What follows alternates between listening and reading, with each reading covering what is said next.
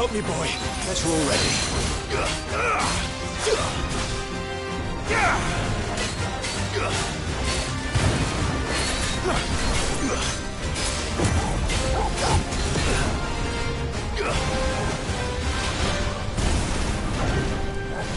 Too slow.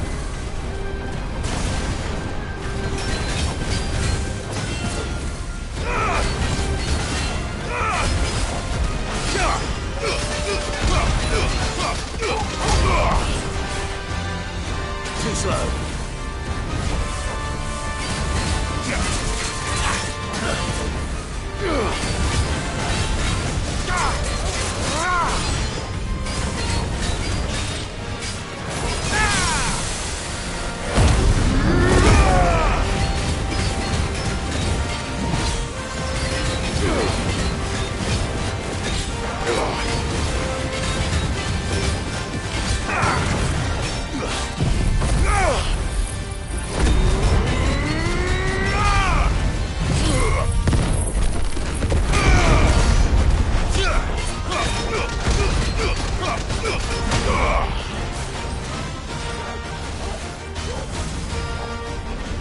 Nice try.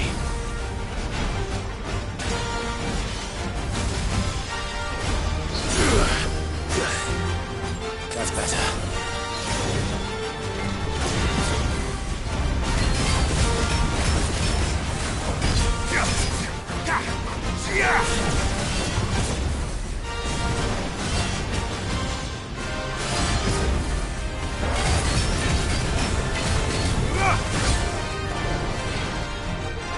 Nice try.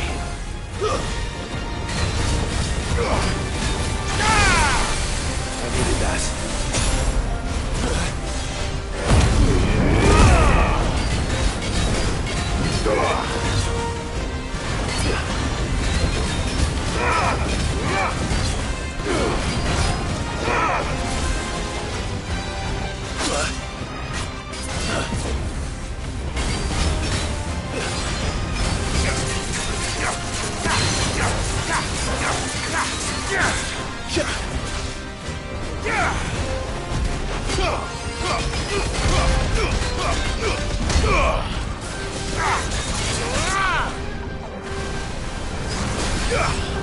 Not good.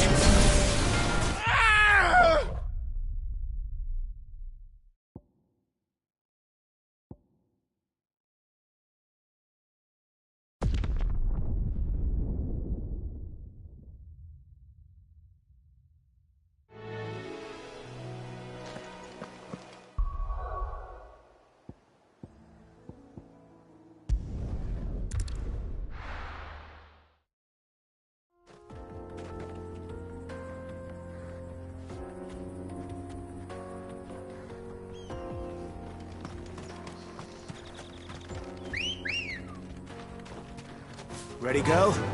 Fly, Ambrosia.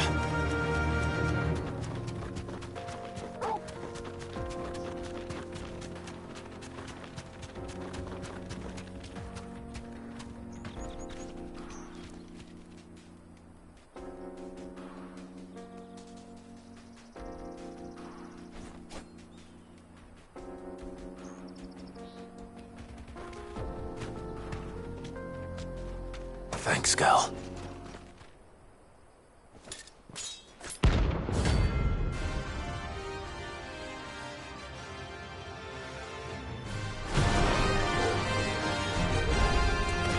My blade yet hungers, and so do I.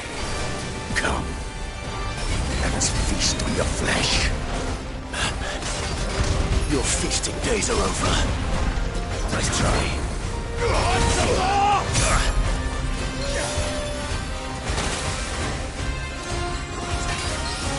All yours, Torgal.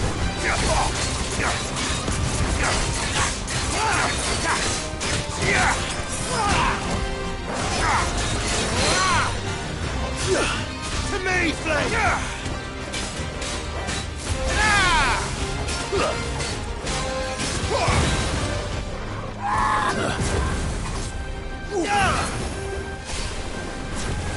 I drink your blood!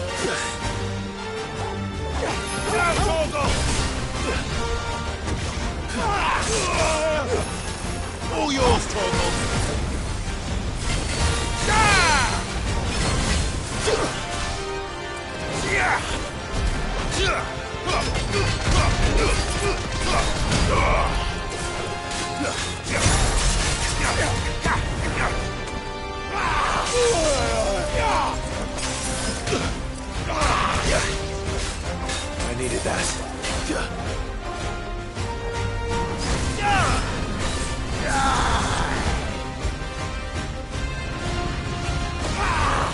A fine hound.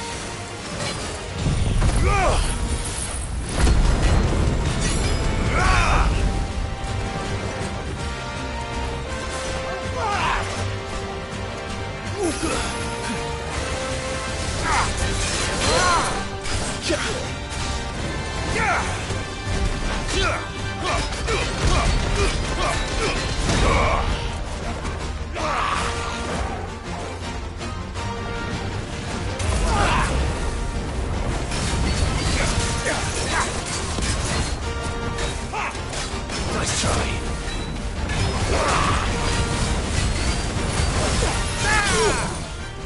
Silent stone!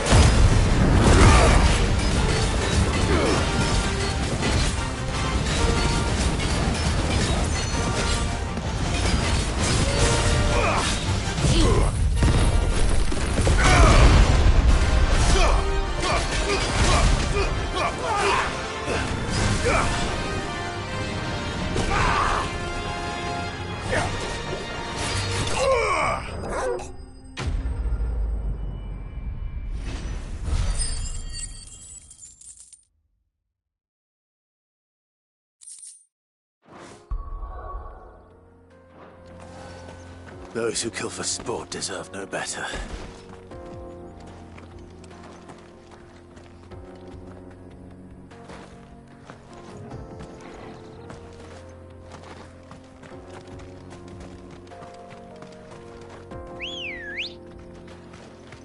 Come on.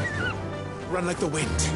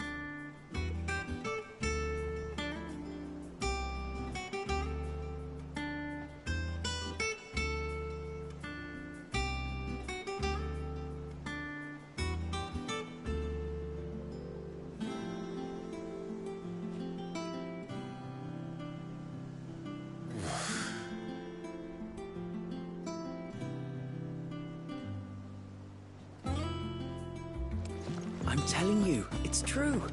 I heard it from Otto's own lips.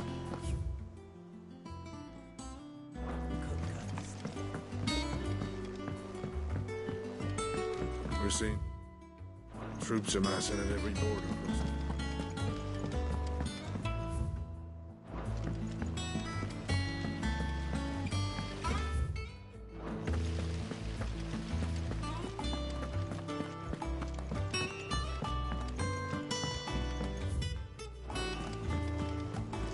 Think Mid might need some help. If I don't come up with something soon. All right, Clive? What do you want? I'm going to visit Sid, and I thought you might like to come with me. Sorry, I'm too busy for all that right now. I've got to get this thermal displacement stack sorted. Thermal... Displacement stack. Here. And this is for... Only the fastest, finest ship the world has ever seen. The Enterprise. Me and my dad designed it together. Where other vessels rely on the fickle winds to drive them through the water, ours is fitted with mithril engines. And those things have got more push than a behemoth in a bad mood, and more heat than all the hells put together. Which is where the stack comes in. I may have already talked some tight-lipped shipwrights into putting the hull together for me in a little dockyard in Canva. But the stack's a bit more involved, so I'm building it here. Thing is, it's so involved that I'm running behind and it's starting to hold things up over at the shipyard. I'll come and see my dad, though, when I'm done. Whenever that is. Is there anything I can do to help? Good old Clive. I were hoping you'd say that. First things first, I need some parts making. The stack will be made up of 3 major components. There's the plating, here, that channels hot vapors away from the engine. The helm over the top, that disperses all that heat into the air. And the shielding around the sides, that stops the rest of the ship from going up in flames. A full suit of armor, then? Probably best to take it one piece at a time. Then you'll need to start with the plating. Everything else fits onto it. I've got the designs and the list of materials here. Show these to Blackthorn. He'll know what to do. I can't make head nor tail of them. Luckily, you don't need to.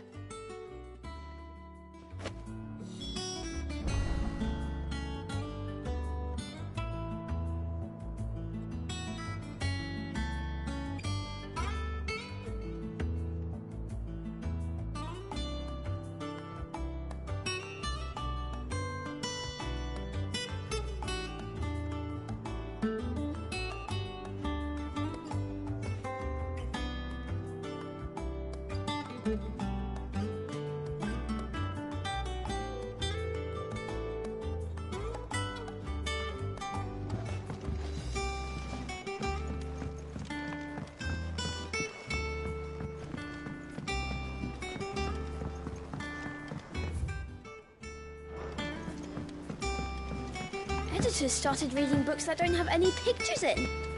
Why would anyone want to? Mid hasn't been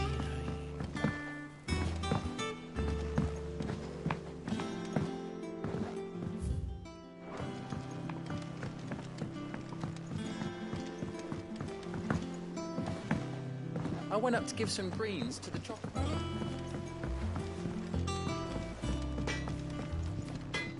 Blackthorn, can I ask a favor? Out with it. It's for Mid. This my last chance to say I'm otherwise engaged. I'd spare myself the arseache. Go on then. What is it this time? She said you would know. Here.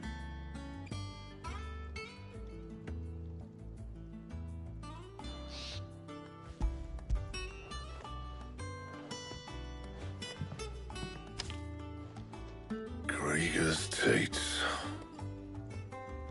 Well, I don't know what the hell you'd want this for, but I can make it. Won't be easy, though. And I'll need help. Get Gavin-Otto in here, will you? All right.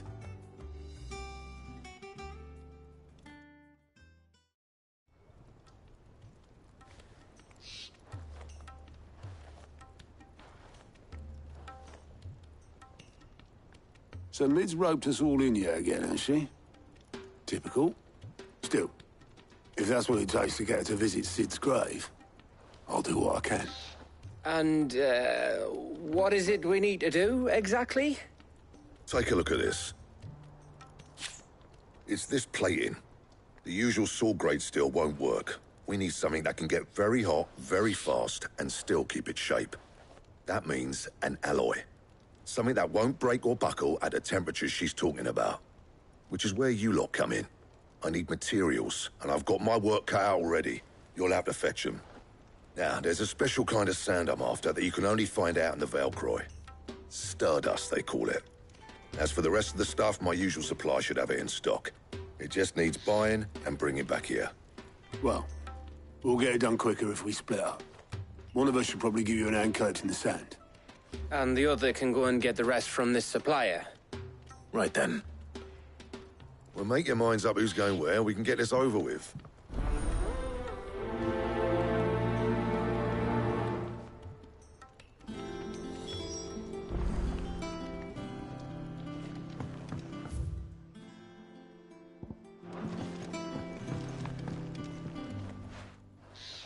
You going after the start? Which one of these?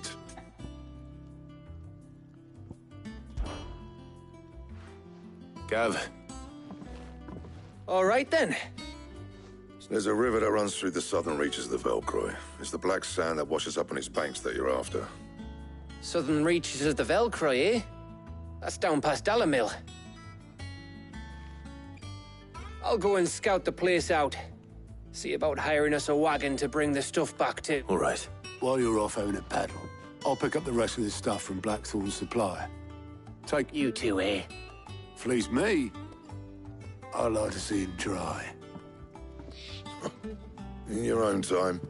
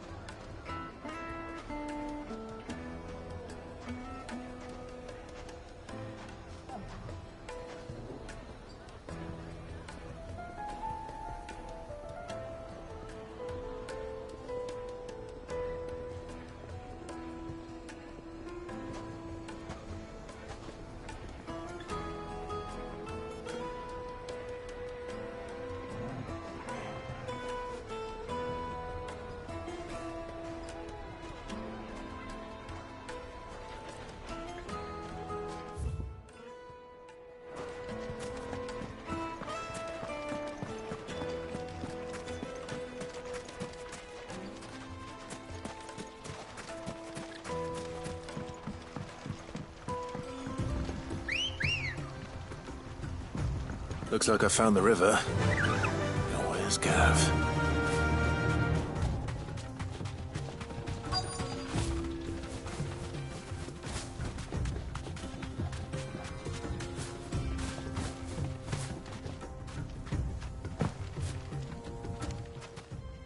Sorry to keep you... Better late than... I've had a quick scout about, and I reckon round here's our best bet if we want to grab as much of this Stardust stuff as we can.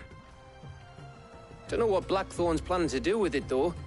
I asked over in Dalamil, and they seem... But if Stardust is what Blackthorn wants, Stardust is what he'll get. There's plenty of this stuff lying about, just begging to be bagged. Then let's get back. We shall.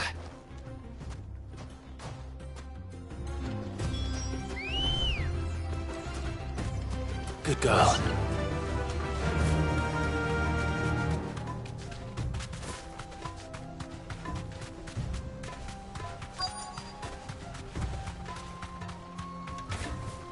You deserve a rest.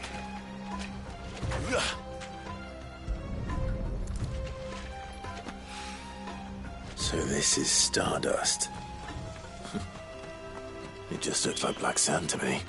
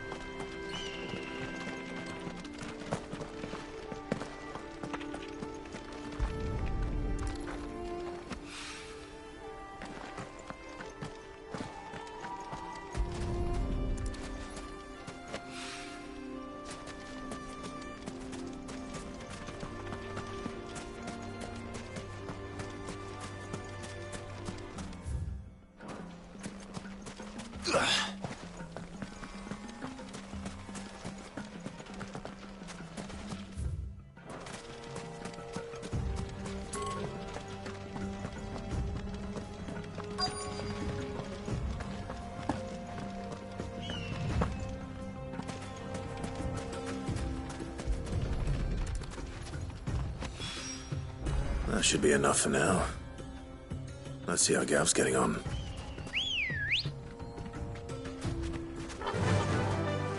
Faster!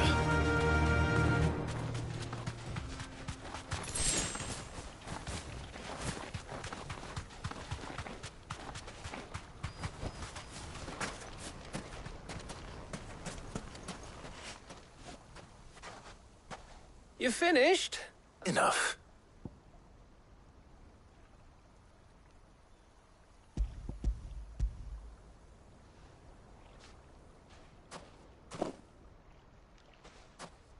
Oh, you win. That might even be enough for... Here...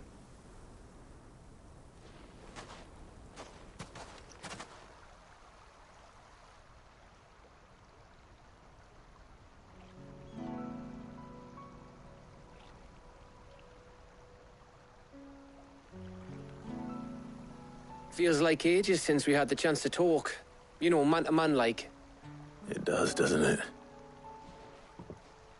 Back when you first took Sid's name, we were talking all the time.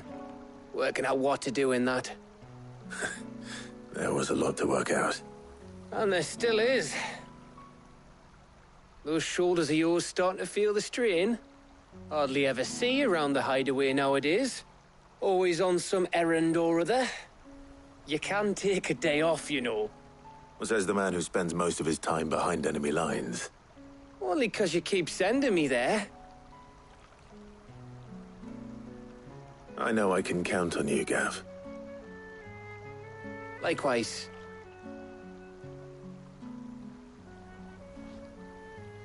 So you keep sending me wherever you need to, and I'll keep going. Safe in the knowledge that I have a home to come back to. Thanks to you.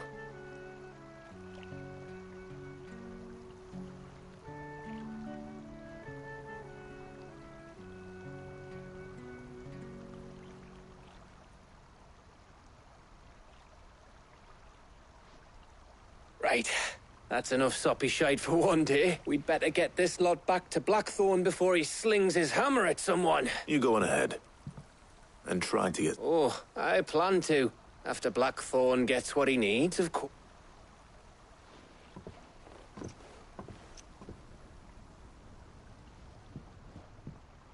Right. Ready to go home, boy?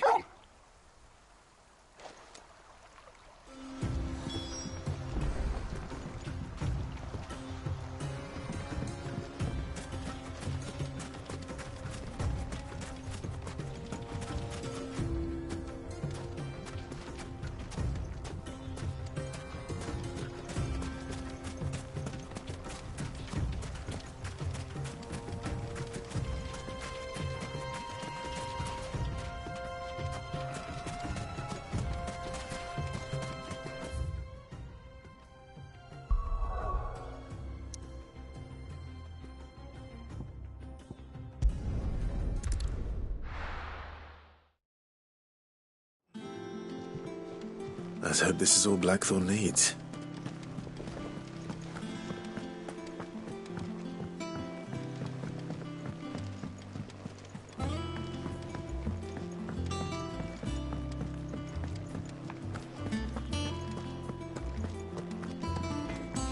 All right, Clive. I gave all that... Blackthorn. Yeah. Cheers for the stardust. Should be enough to be getting on with. We should go out on maneuvers together more often. It beats sneaking around on your Todd all the time. I'll make a start on putting this thermal plating together then. It will take some time, mind. So if you've got other things to be getting on with, I could do without you breathing down my neck. Thank you, Blackthorn. I'll let Mid know construction's underway.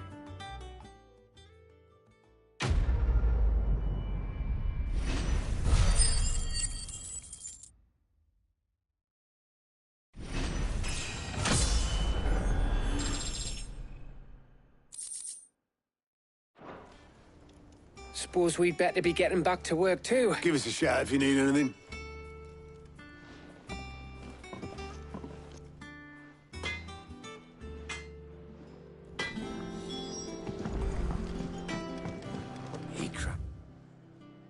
Red crystal too? You're joking.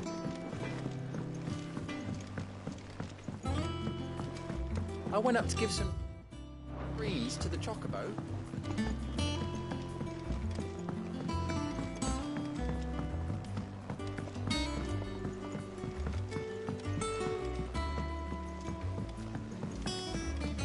Mid hasn't been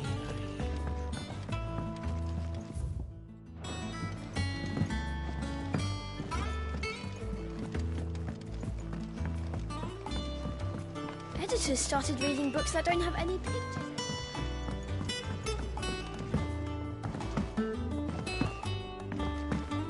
If I don't come up with something soon. You'll be pleased to hear that Blackthorn's started work on the plating. Excellent. 1 down, 2 to go. So, what's next? The helm, of course.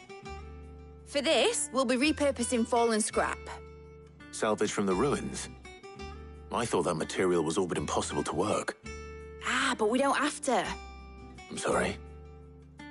Just so happens there's one particular ruin that's broken into exactly the right shape and size pieces for what we need. What's the name back there? I'll give you all the details. What's her name? Right.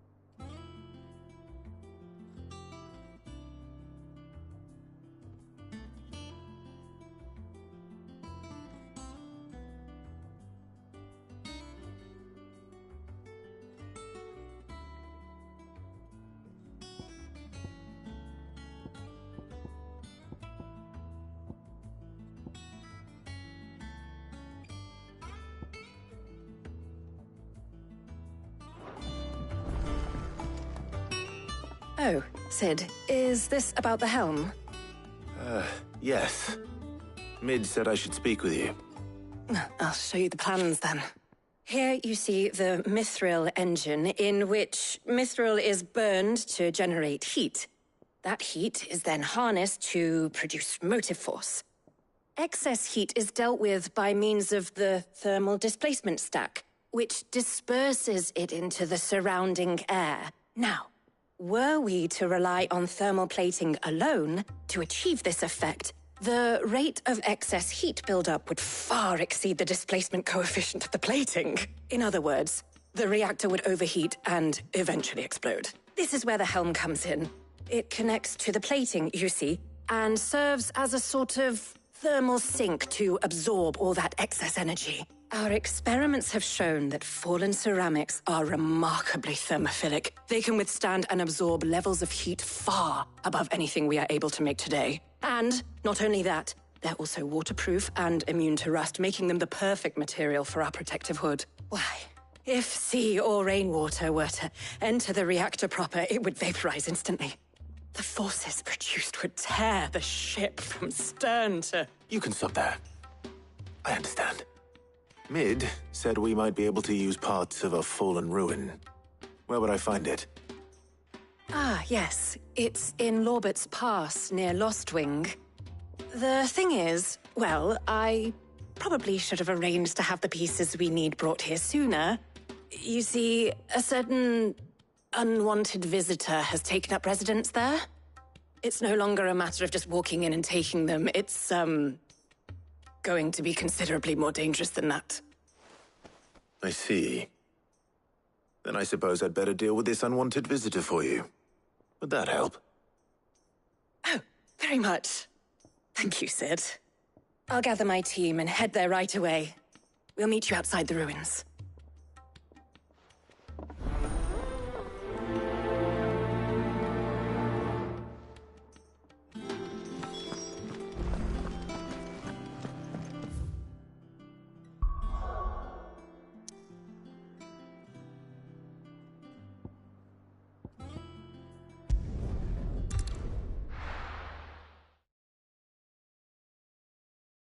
I'll be taking you all to a storehouse in the Bales.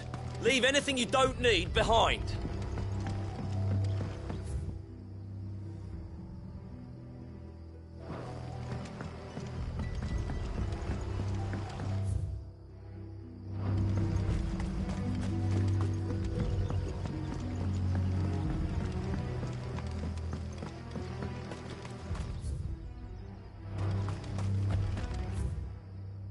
If you're ready, we leave at once.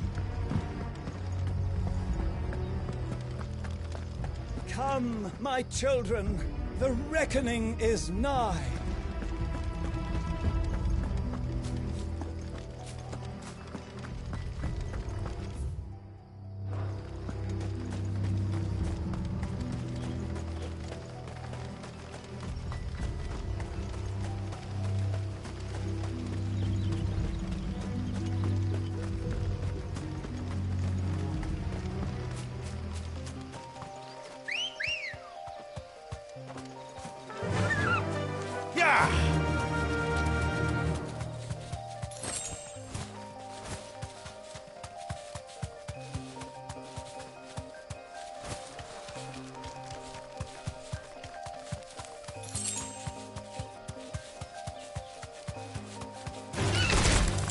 Straight home now.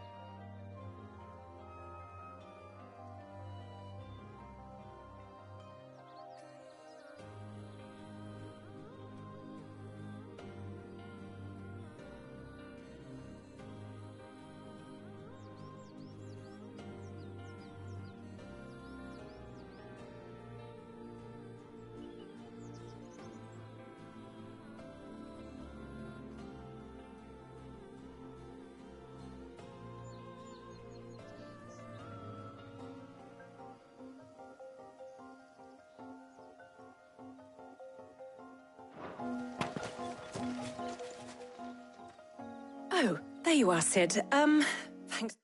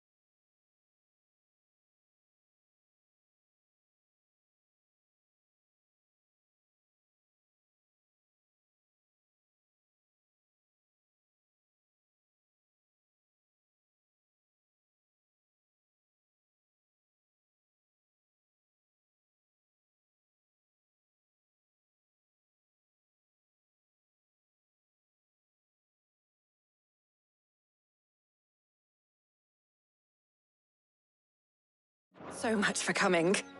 The, ruins are just over there, as is the creature I told you about, I'd imagine. Would you mind? Of course.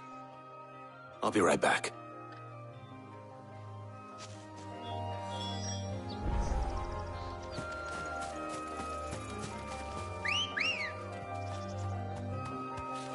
Come on. Faster!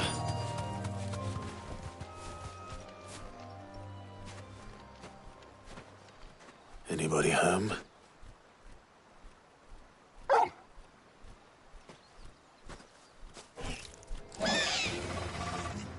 This must be our unwanted visitor. Time to go.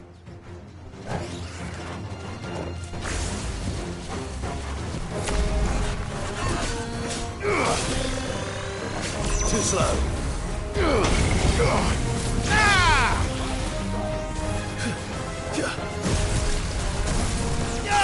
Nice try.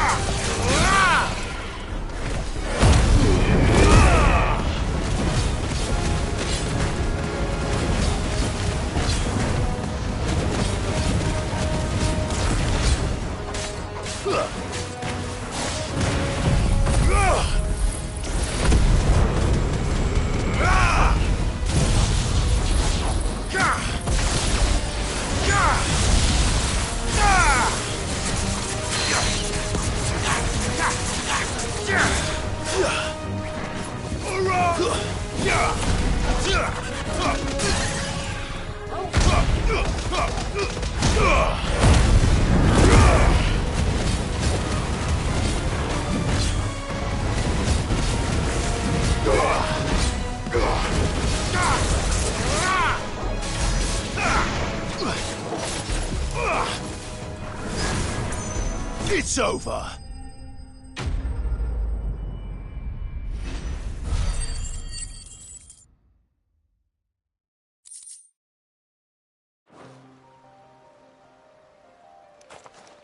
The things I do for you, Mid. Sid! You shouldn't have any trouble now. Indeed. Well, don't let us keep you. We'll, see that everything is transported safely back to the hideaway.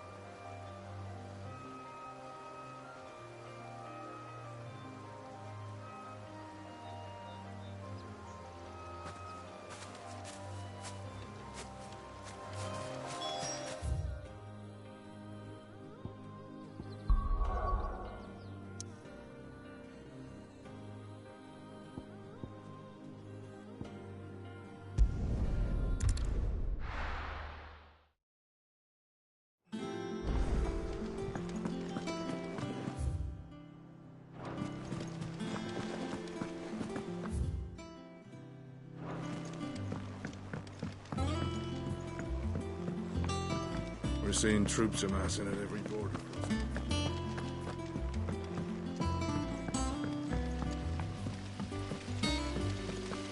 When it comes to boyish charm,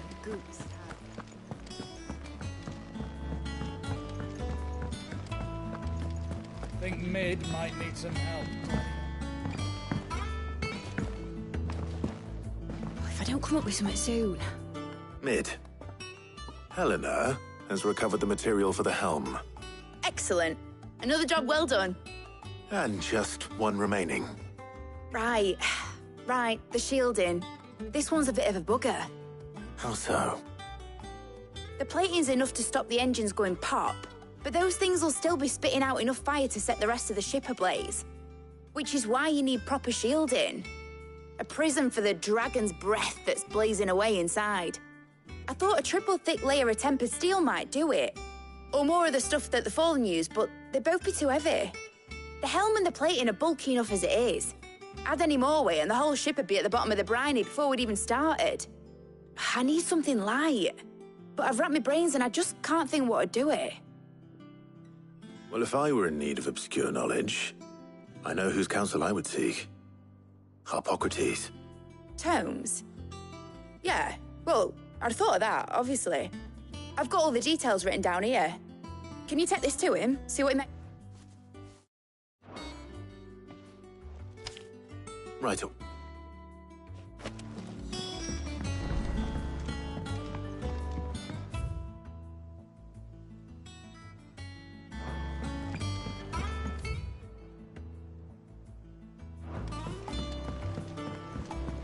Editors started reading books that don't have any pictures in.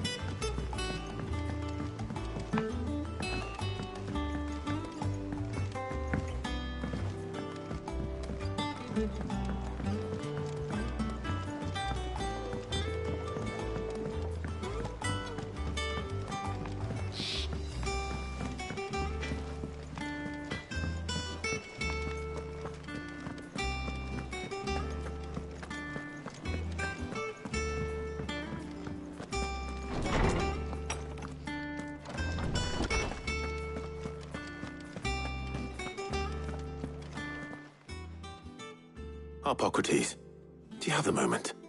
For you, Clive, always.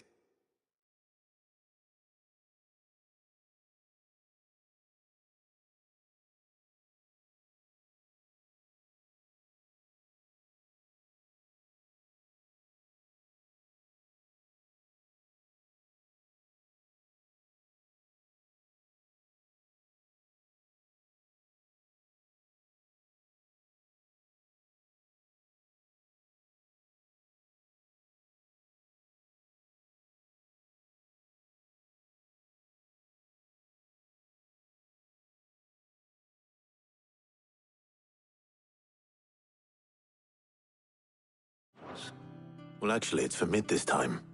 Could you take a look at this?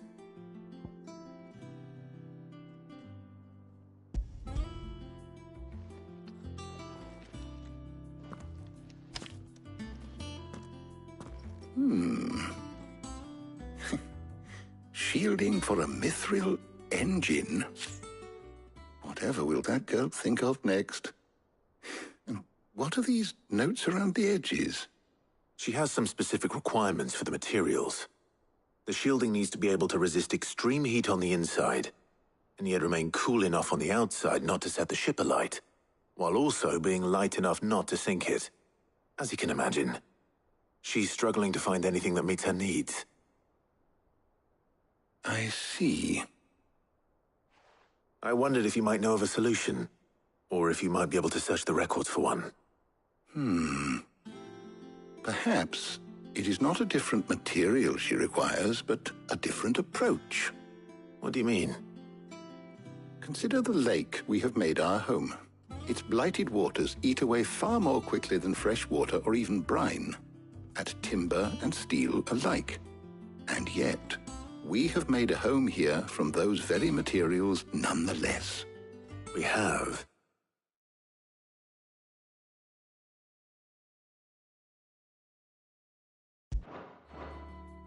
But Bardolph must varnish every board twice over to keep it from rotting. And Obelus complains that without a constant supply of pitch. I see. Early Gregorian histories speak of a preparation known as moon dew. It is said to be able to resist even the most ferocious flames. Before the dragoons tamed the worms and wyverns of the realm, nobles would daub their castle walls with it in order to guard against dragon fire. So if we could recreate it... It might be applied to some material or other in order to provide the protection Mid requires. As to how best to apply it and to what material, perhaps Bardolph and Obelus might be of assistance. I shall speak to them and see what wisdom they might have to offer. If you would be so kind as to procure the necessary ingredients, I shall discuss the specifics of how it might be most effectively put to use with our two friends. The knowledge of the past may yet prove useful to we of the modern era. Thank you, Hippocrates. And since you're asking others to help you, perhaps I should too.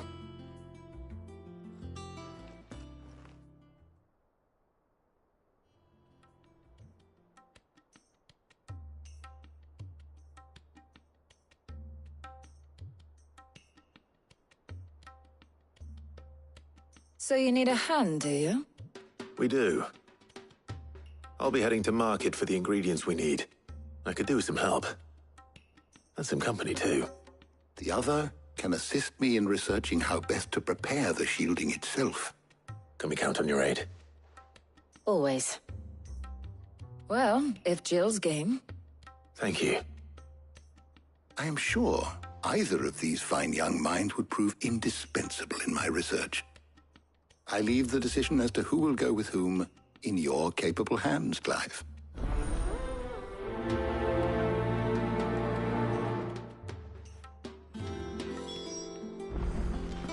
Shielding that guards against even the most ferocious flames. I could have done with some of that, Andros. So, Clive, who will accompany?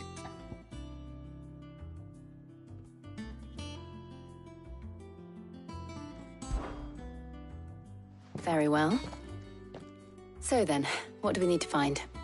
I have taken the liberty of preparing a list. Here. White chocobo eggs. Pepio nuts. Are you sure this list is right? Everything on here seems very edible. I would have thought the ingredients would be a little more exotic. Though these items may seem mundane, they have potent effects that are rarely exploited, effects for which they were once highly prized. So much so, in fact, that they were harvested almost to extinction, hence moondews having fallen from favor. Now, of course, they can be obtained with ease. You should be able to find everything you need at the market in Northreach. Is that so? I've been meaning to visit Northreach anyway. I'll set out now. Join me there when you're ready. I will. Until then. You two enjoy yourselves. You too, Talia.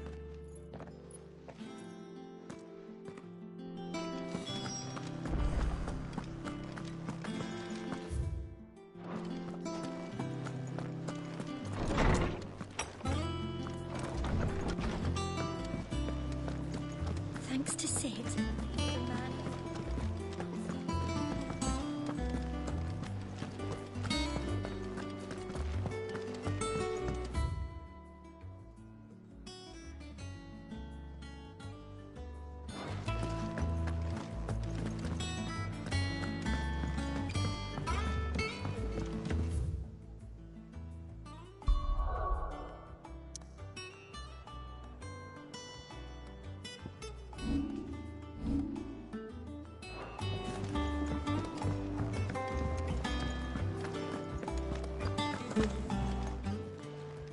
Well, don't just stand there gawping. Go on, then.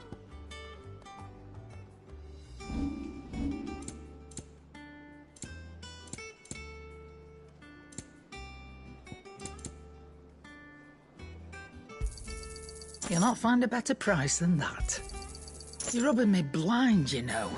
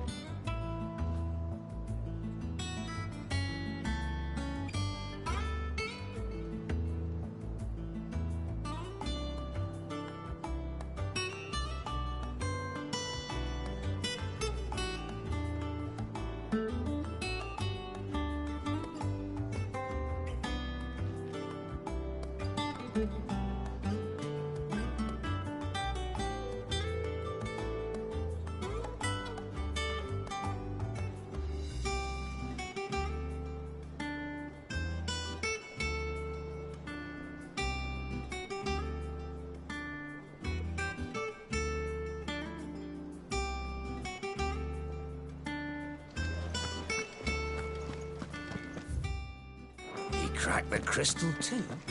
You joking?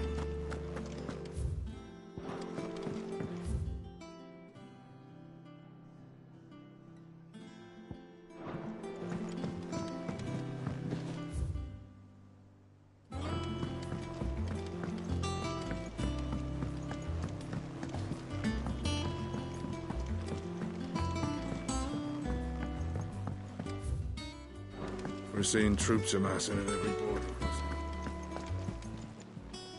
How may I help you today, Clive? Is everything we've received and everything promised?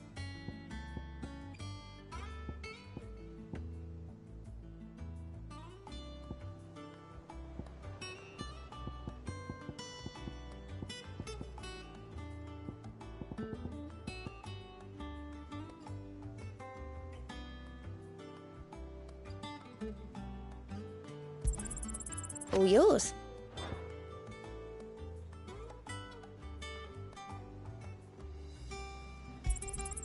Here you are.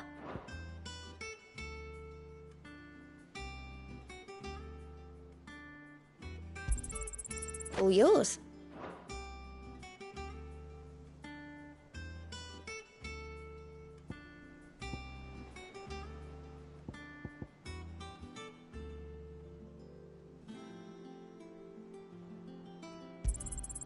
Here you are.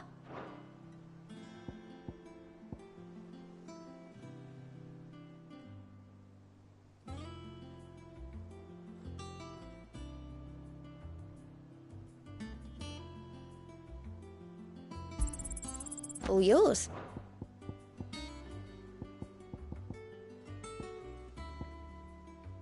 Sorry, but you're not quite there yet. Hasn't been delivered yet, I'm afraid.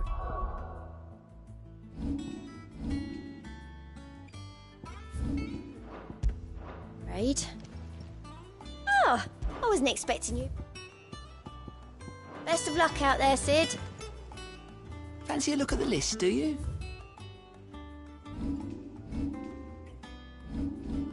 Seen enough?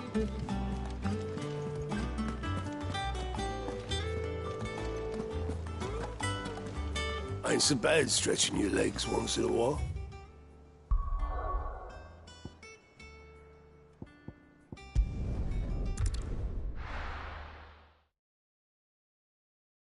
Now, where's Jill?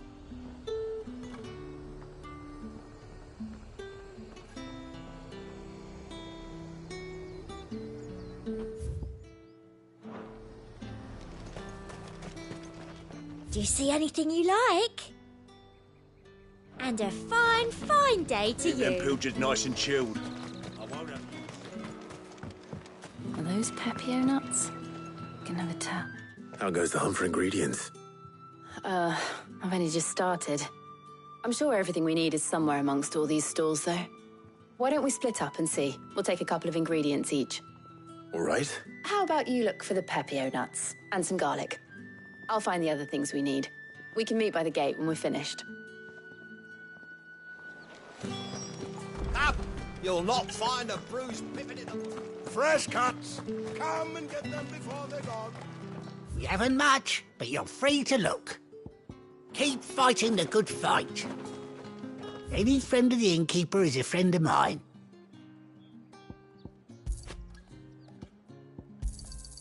Ah, yes. Keep fighting the good fight.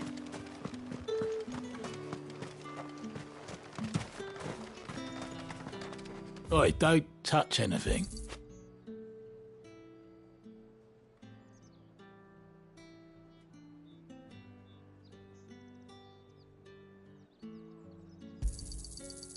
If that's what you want. Thanks for nothing. That's everything. Let's see how Jill's getting on.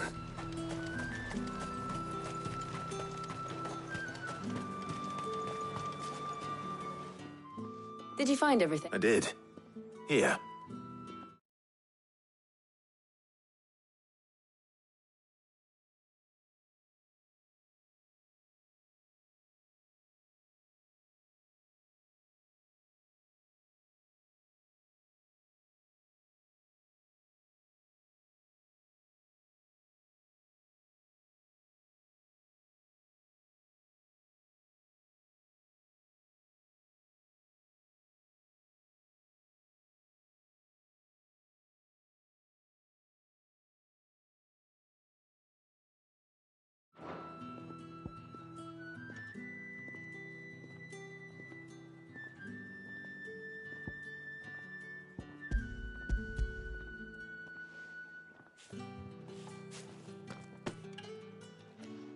Garlic and pepio nuts. Perfect. Now all that remains is for Harpocrates to somehow turn all this into what Mid needs to keep her engine cool.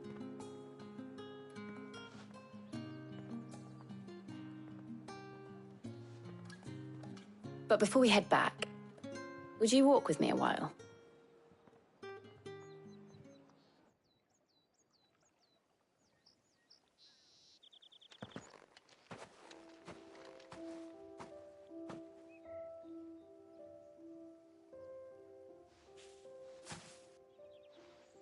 Thank you for asking me to help you today. It makes a nice change. It does. It's good to get away from all the battle and bloodshed for once.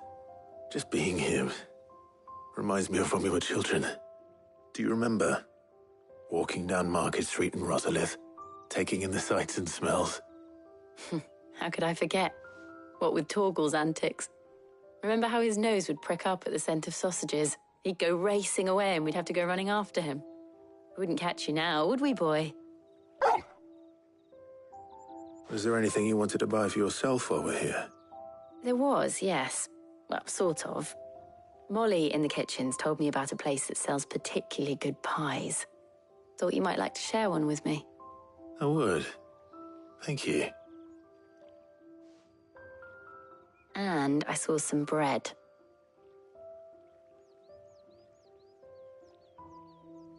Big white cobs like the baker back in Rosalith used to make. What do you think? I thought we might get some soup to dip it in. But then I tried a slice of the butcher's dry-cured ham and it was just... oh! You all right? Sorry. It's just... you're right. I really do feel like a child again being here with you.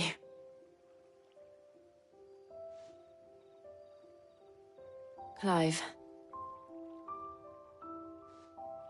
Is it wrong of me to enjoy this? No, Jill. This is how life should be. And it's how our lives will be when our work is finally done. When we can live on our own terms. I hope so. Thank you, Clive.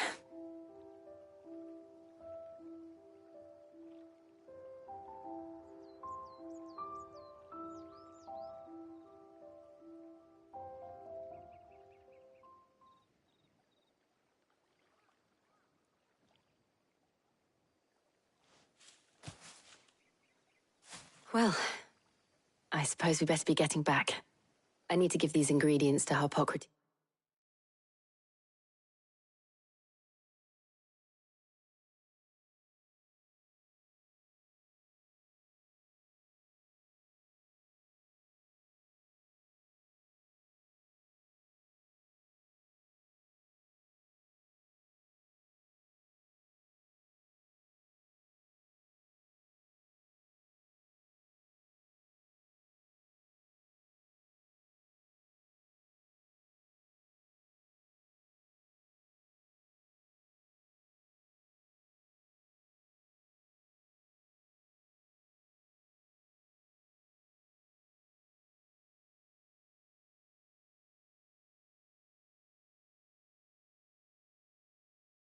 Talia. I'll see you at the hideaway. Take care. I will. You too.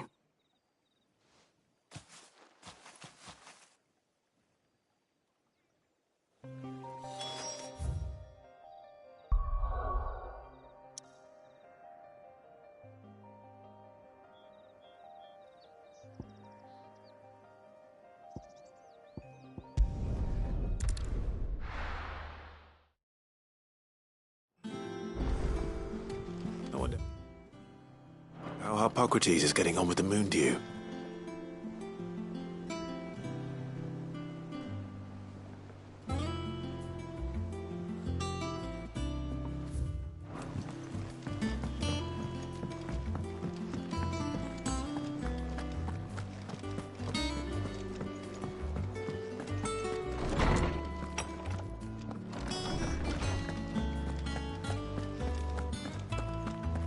Welcome back. Clive. Harpocrates has...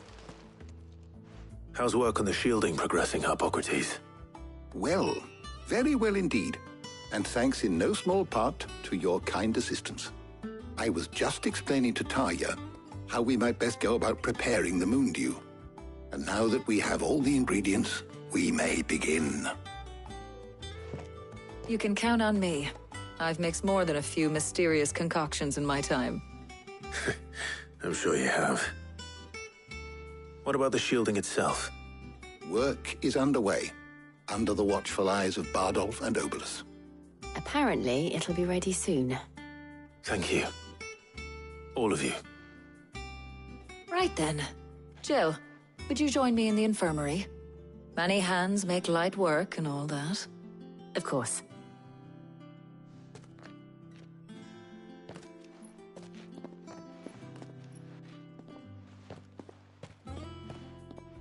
Oh, and Clive, thank you. It was nice just being with you.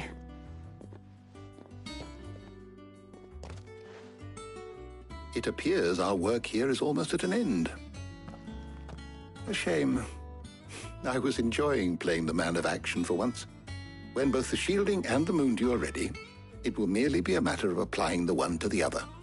Followed by a rigorous process of testing and retesting, of course. Perhaps someone ought to warn young Mid of that.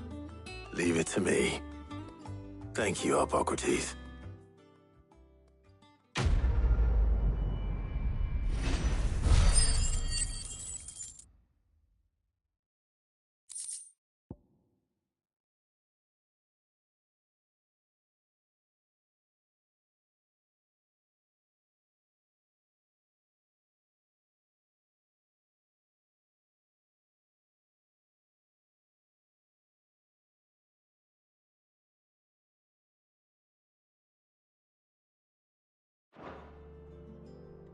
Well, I'd better go and give Mid the good news then.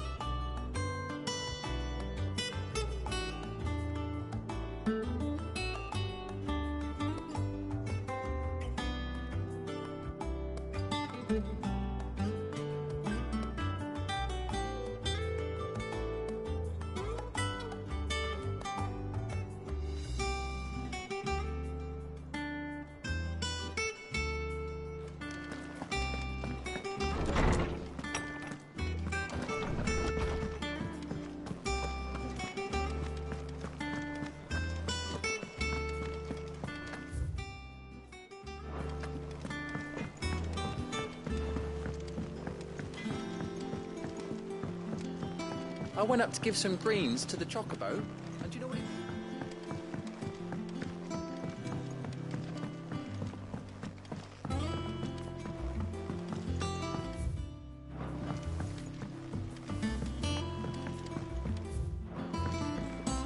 Editors started reading books that don't have any pictures in.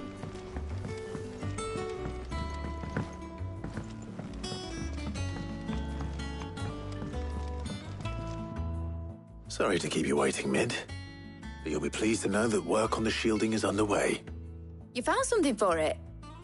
In a manner of speaking, Hippocrates knew of a substance that's highly resistant to heat. A coating that should provide the protection you need. He's supervising the construction and testing of the shielding as we speak. Brilliant! I knew you wouldn't let me down. Don't thank me. I'm just the errand boy. Right then, better start working out how to bolt all these bits together. To the Black Hammer!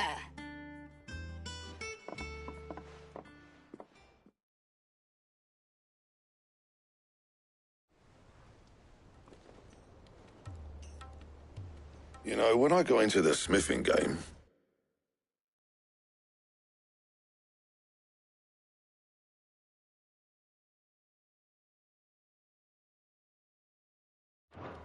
I thought I'd be making swords and shields, not thermal bleeding didgeridoo-dahs.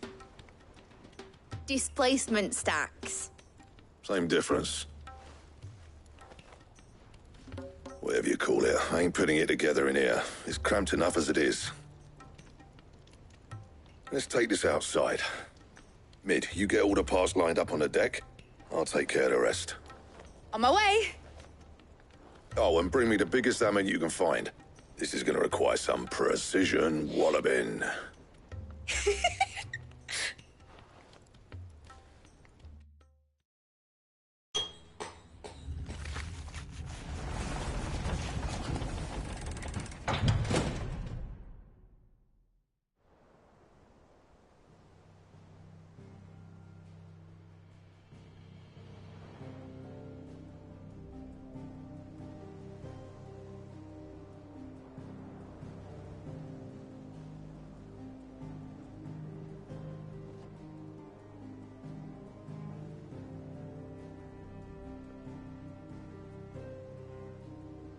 It's finished! It's finally finished!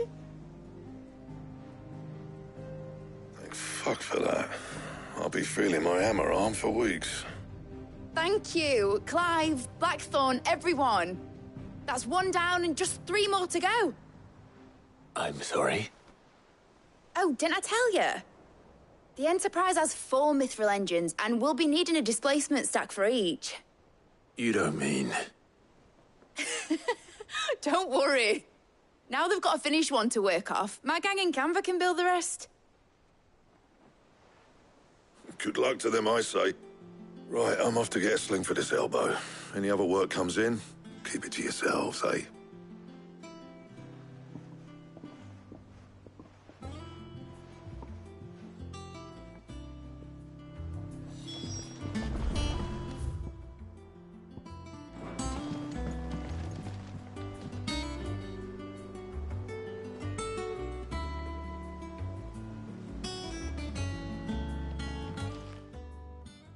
What's the matter? Nothing. Just daydreaming. Thinking about the Enterprise sailing off over the horizon to shores unknown. Searching for a land untouched by the Blight. Just like me and my dad planned. So if the worst came to the worst and every scrap of soil in the Twins turned black, we might still have a chance. That's what she was meant to be. You see, one last chance just in case we needed it. But now she's so close to being finished, I've realized I don't want it to be that. I don't want it to be just a lifeboat for us to cling to if things get desperate. I want people to sail aboard her by choice, not from the lack of it. In a world where we're not just trying to survive, but where we can actually live. I'm working on that. And I'll do everything I can to get you what you want. Don't you always? All right. My mind's made up. As soon as the Enterprise is fit to sail, I'm putting her under your command. Sod our plans, I'm trusting in yours. Are you sure about this? Something tells me it's what my dad would have wanted. He'd be proud of you. You were gonna visit his grave, weren't you? I was. And you can come too, now that your little project is finished. Right. There's just one thing I need to finish up first. Won't be a mo. All right. I'll let Otto know you're coming. Meet us in the mess when you're ready. Aye, aye, Captain.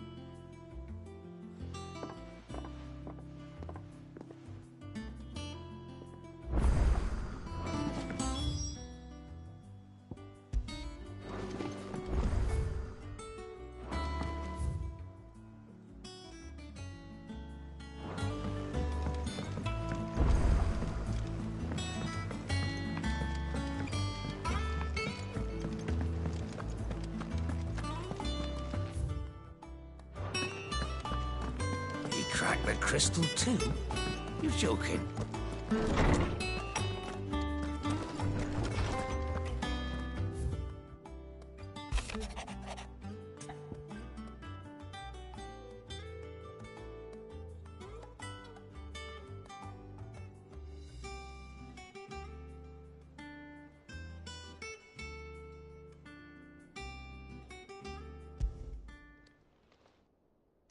Hopefully it's nothing. But I should speak to Blackthorn just in case.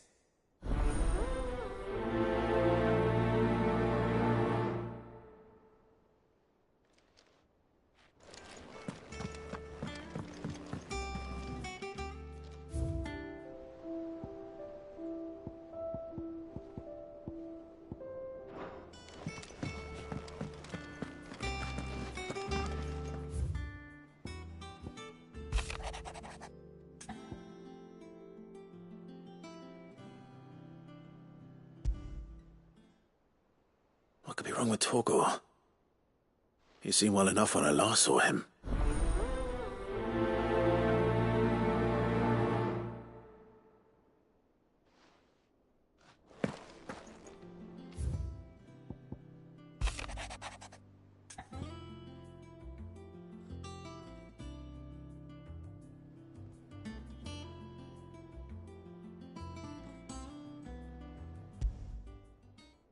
Trouble with the ledgers.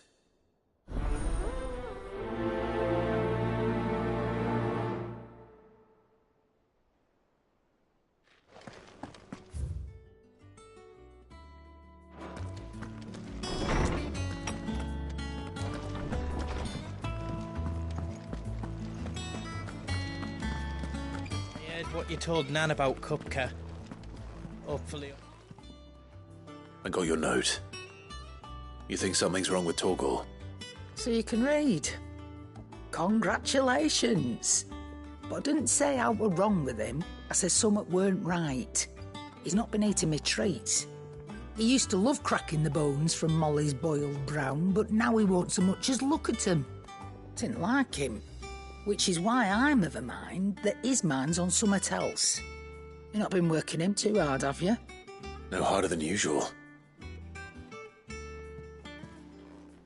Is that it, boy? Do you need a rest? What was it you said he was? A frost wolf? That's what the lawsman seems to think. Then maybe this all has something to do with whatever it is that's woken inside him. I suppose things have been different since Rosalith. Perhaps Hippocrates knows something. Instead of everything, you mean? Perhaps.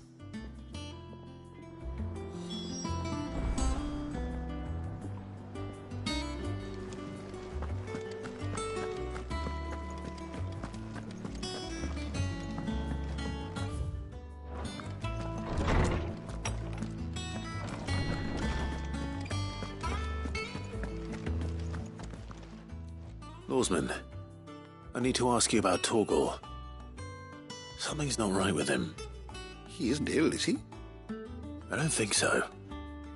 But according to Lady Karen, he seems to have lost his appetite, which is certainly a new development. She says he's hardly been touching his bones of late, and she believes it may have something to do with what happened at Rosalith Castle. I rather think she might be right, though not about his appetite. All canids are instinctively inclined to crack open bones for the rich marrow that resides within, and I see no reason why a frost wolf should be any different. Accordingly, I suspect it is not a lack of appetite that afflicts Torgal, but a surfeit of it. If we assume that his newfound magics require additional nourishment to sustain, it may well be that the bones Lady Karen is accustomed to providing are no longer sufficient. Frost wolves, after all, habitually prey upon far larger animals, whose bones may yield altogether different nutrients. As to where one might find a suitable substitute, some antelopes that graze the meadows of eastern Rosaria have been known to grow to a size more than double that of their lesser cousins. I don't recall ever seeing any that large. And little wonder. The oldest and largest such creatures rarely leave the safety of the highlands for fear of predators. The last elder antelope sighting I recall hearing about took place near Cressida, and that was long before the village was abandoned. Even so, it seems like a good place to start. Good hunting, Clive.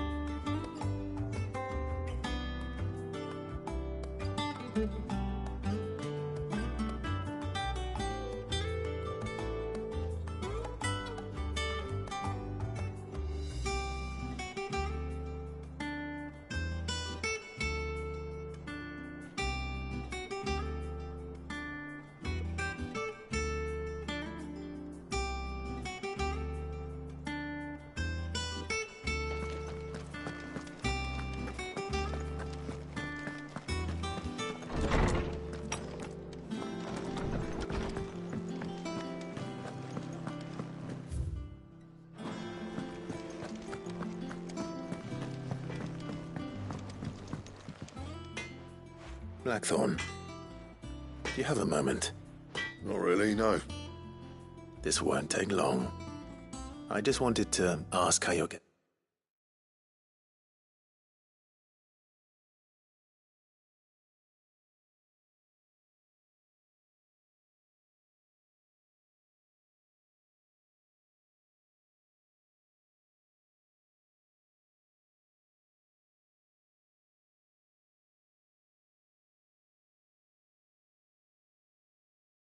on.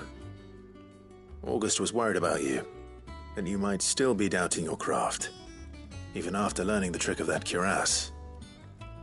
Is there something else weighing on your mind? Perhaps sharing your thoughts might help. That bastard's like a dog with a bone. Still, you've got a keen eye, I'll give him that. He's just, well, Karen showed me something. Something I've never seen before. And that was? A sword. An odd-looking thing with a single-edged blade. The metal itself wasn't anything to write home about, but fuck me, the edge on it. You could slice a man clean in two with a weapon like that, and he'd be halfway home before he even realised he'd been cut. So that's what's troubling you. No. Not troubling me exactly. More distracting. Can't stop thinking, how do you get an edge that sharp? It's driving me mad. And if you knew how to do it, we could arm the curse breakers with even better blades. That's about the size of it, yeah. I'll see what I can find out. Sharper swords are always welcome, and we can't have our master blacksmith being distracted. You're a soft touch, you know that, but I can't say I'm not grateful for it. Good luck, eh? Thank you. Let's see what Karen knows about this sword.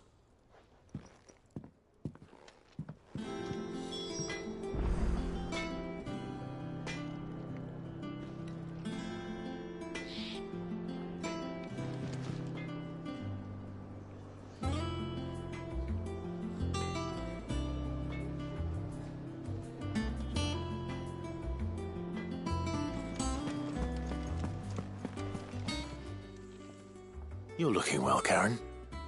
What do you want? Out with it. I want to know about the sword you showed Blackthorn. Single-edged and extremely sharp.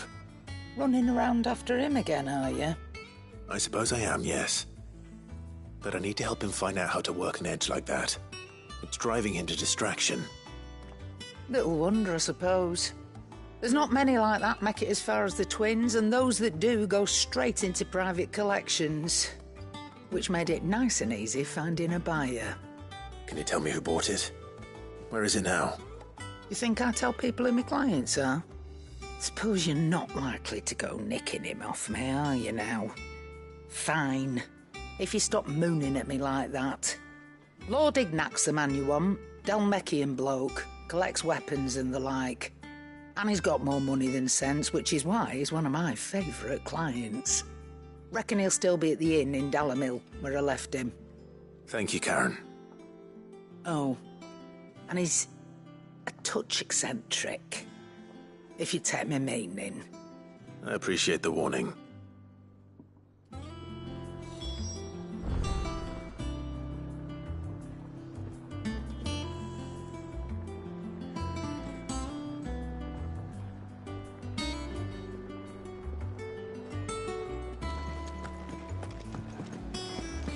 The crystal too. You're joking.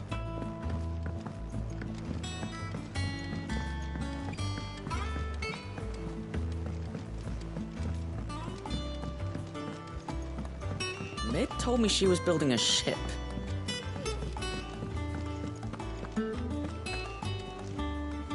Clive, did you get my letter? That's why I'm here. Otto might be listening. Is this better? A little. Listen, I've some bad news. It turns out the hideaway may be slightly behind in its payment to certain lenders, and it may be my fault. But I swear to the goddess, I thought I had the numbers square. Sadly, that square turned out to be more of a circle. 0, you might say. I can straighten it out, I swear, but it's going to take some time, and I'm going to need help keeping it from Otto. Bit late for that, I'd say. There you are! What a surprise! So let me get this straight. You forget to pay our lenders what they're due, and instead of coming straight to me, you get Clive to come to you. And I hope he'll dig you out of the hole you've dug for yourself. Clive, the man in charge of the place you've been cheerfully trying to bankrupt. And you thought this was a cunning plan. Why? Well, who needs paying? Oh, just Martha. And the dame. And, well, Lady Karen. But only 500 talents. We owe 3 of our most trusted friends 5 million gil. Each. 5 million each. They lent us the bulk of the money we used to rebuild the hideaway, you see, and, well, I must have made some sort of oversight. Those ledgers were my responsibility. and it was my decision to entrust them to you. This is my fault. Do we have that much to hand? I can always ask my uncle. No, we don't. And no, you won't. We've lightened Lord Rosfield's purse enough. After the king's ransom we had off him, he deserves better than to see our begging bowl. Besides, we'll need to learn to stand on our own if we're gonna make this work. All right. But that doesn't mean you have to shoulder the burden yourself. Is there anything I can do to help? There might be. How'd you fancy taking these to Martha and the dame? Rocks.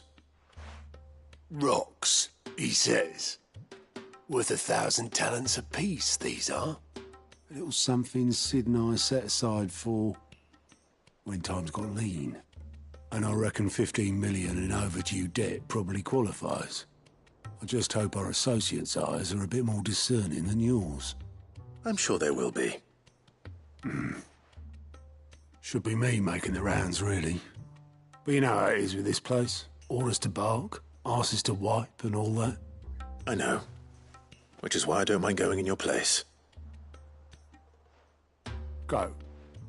Do you know why I only gave Master Clive here 2 star rubies? Because you'd rather Lady Karen killed me. Because I'd rather Lady Karen killed you. Yes. Well, I suppose this is goodbye then. Don't worry. I'm sure Karen will understand. Really? Do you think so? No, I don't.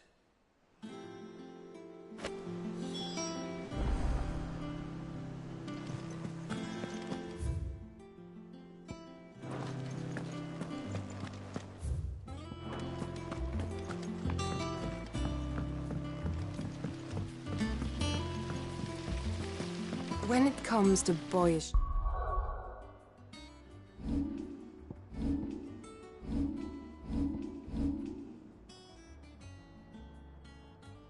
charm, Goops has an indomitable rival in Gab. One is the sweet little babe in arms to be cooed over, the other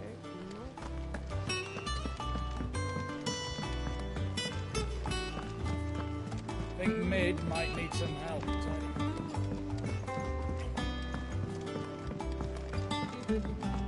Well...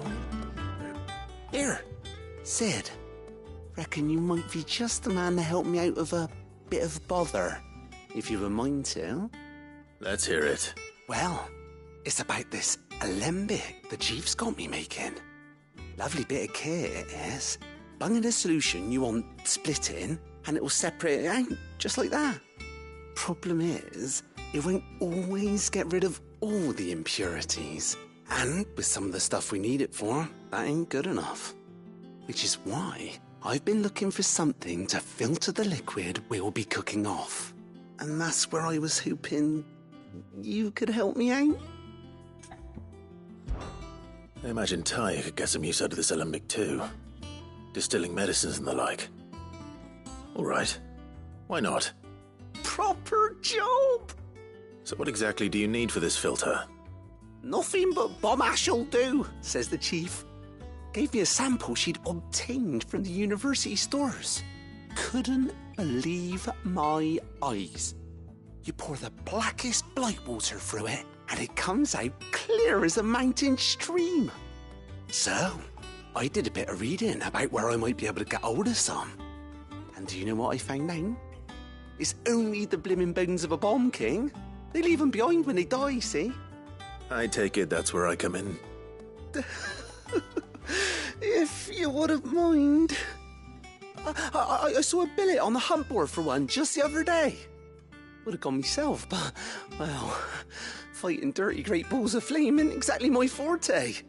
You, on the other hand... All right. I'll see what I can do. Thank you kindly. And good hunting, eh?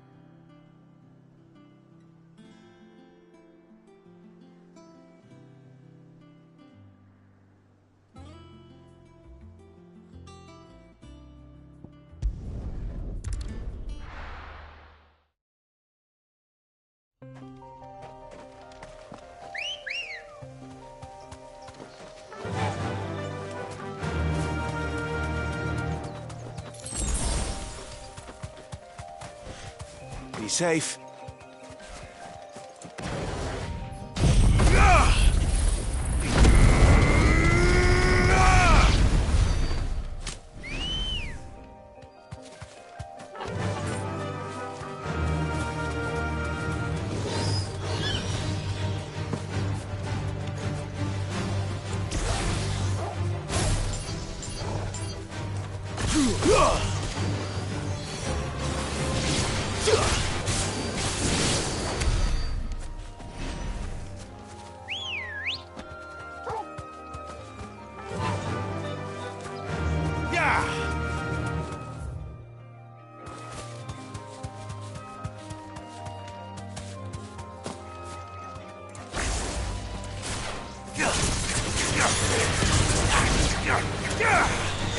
Give me! Bravo! Ah!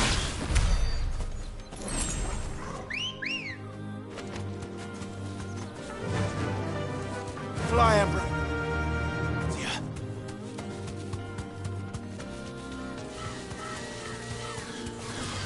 All right.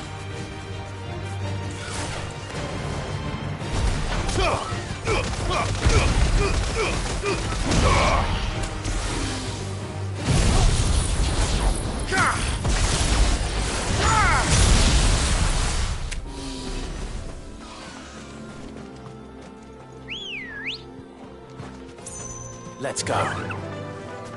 Faster!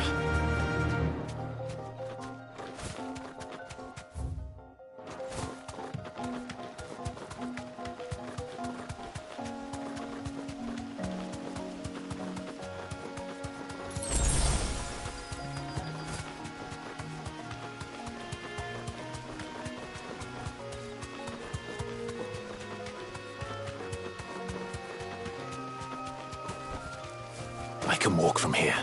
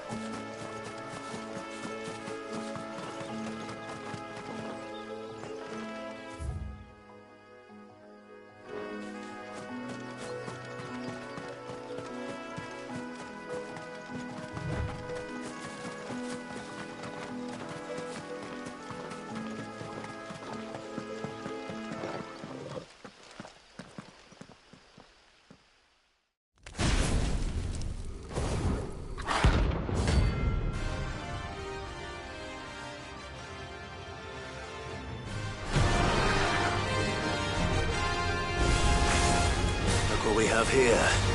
Greetings, Your Majesty.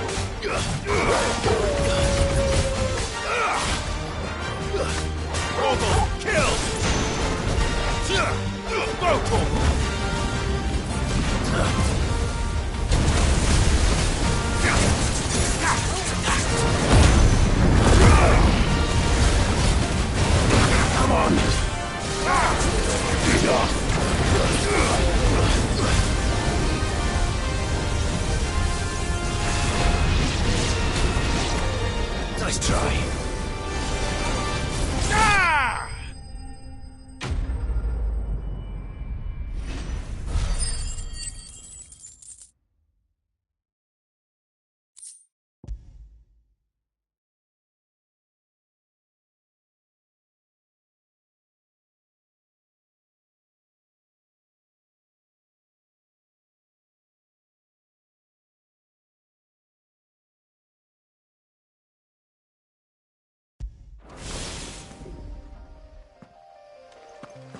Your reign is over.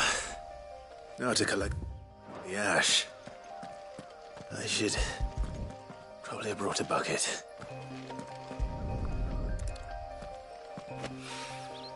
This looks like the stuff. Let's see if there's any more.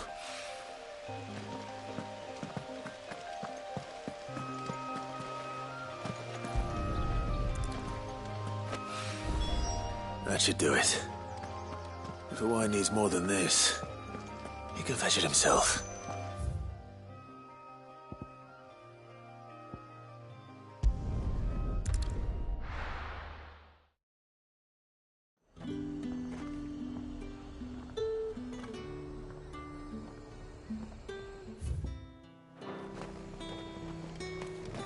There's talk that the glass... How the hell is anyone supposed to...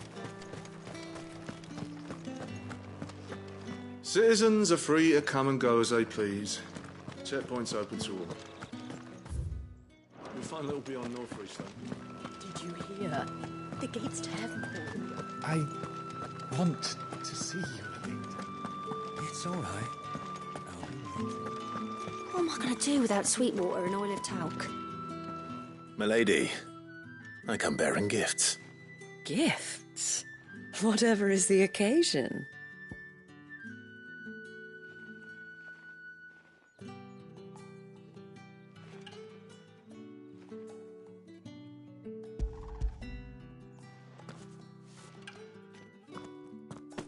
Oh, my. Clive, you really have outdone yourself. Otto asked me to give it to you. To settle the Hideaway's debt with the Veil. And to compensate you for the time it took us to do so. Oh, you disappoint me, Clive. I thought you might finally be warming to me. Tell Otto he can keep his baubles. I tried to tell him as much the first time around. The man owes me nothing, nor does the Hideaway. My contribution to the restoration effort was made freely and willingly. It was the least I could do. You once told me Sid did you a kindness. I'd like to do the same. Please, accept it. For my sake. And for Otto's. For all of us. For all you've done. It is rather fetching, isn't it? Very well. Otto is lucky to have you, Clive. I doubt anything could ever replace his son. But you and the others at the Hideaway are the closest thing he has to family. Otto had a son. Long ago, yes. Sid told me Otto lost him when he was just a boy, and blamed himself for not being able to stop it. I don't know how it happened, whether there was anything he could have done, but it was clear that it weighed heavily on him. I didn't know. How could you have? I doubt anyone did. Besides Sid, I've never met a man more keen to bear his sorrows in stoic silence. An ill habit, given that both have always been surrounded by friends desperate to help them. I'm beginning to see that.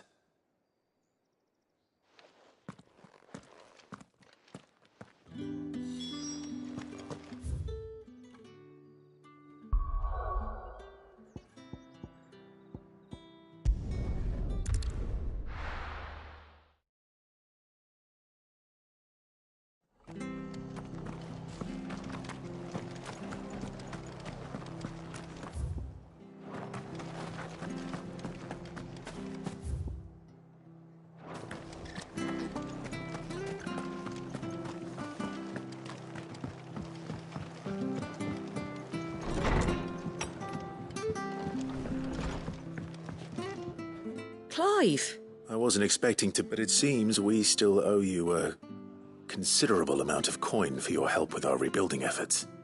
And though I doubt it's what you were expecting, we were hoping you'd take this as payment.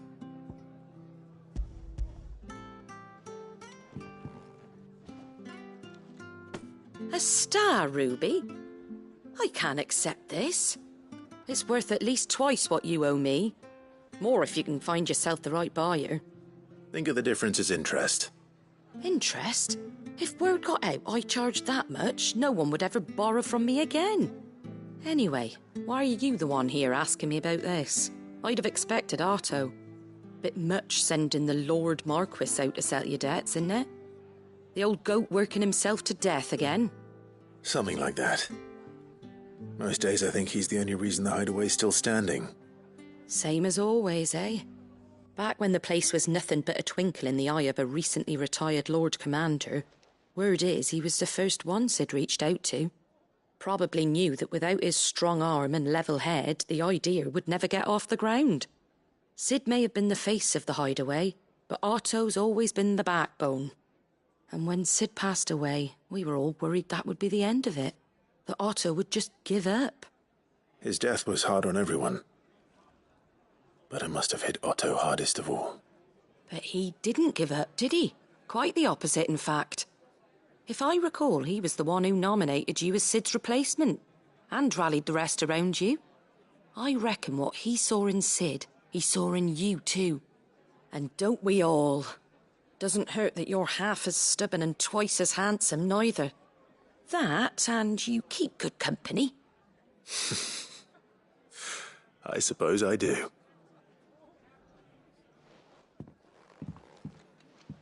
Goat will want to know the stones were delivered, if he's still with us.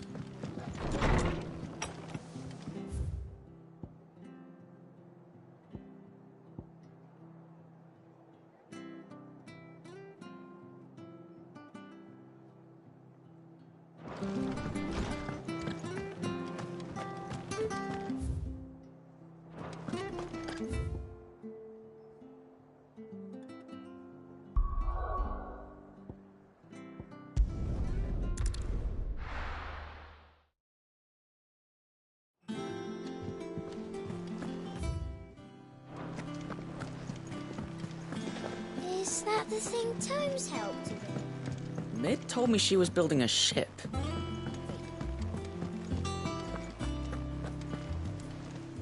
Goat. Still alive, I see. So Lady Karen accepted the ruby.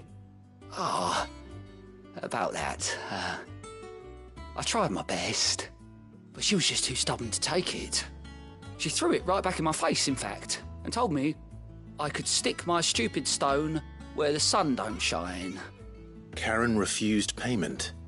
I hope it wasn't something I said. I'm sure you were as tactful as ever.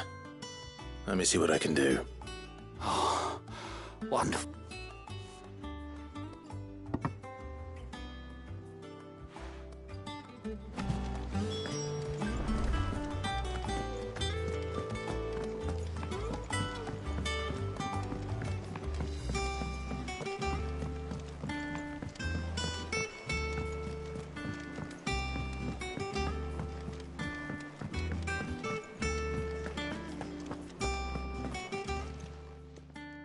Lady Karen, Goat tells me you weren't happy with our offer. Would you prefer the debt was repaid in coin? What debt? I don't recall lending any of you lot me hard-earned gil. I may have tossed a talent or two in the hideaway's coffers, but those were donations. And you can hardly call it charity if you go asking for it back. Of course not. But one good turn deserves another. And our circumstances have changed. Surely you wouldn't shun the gratitude of a pauper who happened to have become a prince. Oh, so you're a prince now, are you? Fine. But I'm selling it and taking what I'm owed, then you're getting the rest whether you like it or not.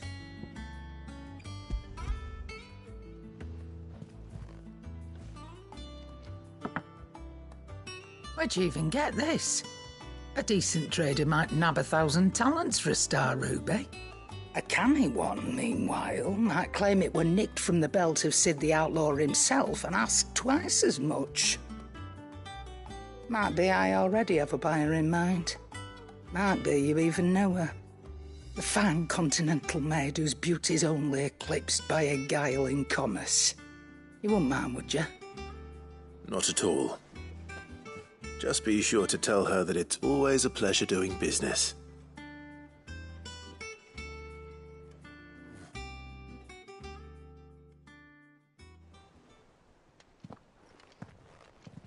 I hear you ended up delivering all 3 stones.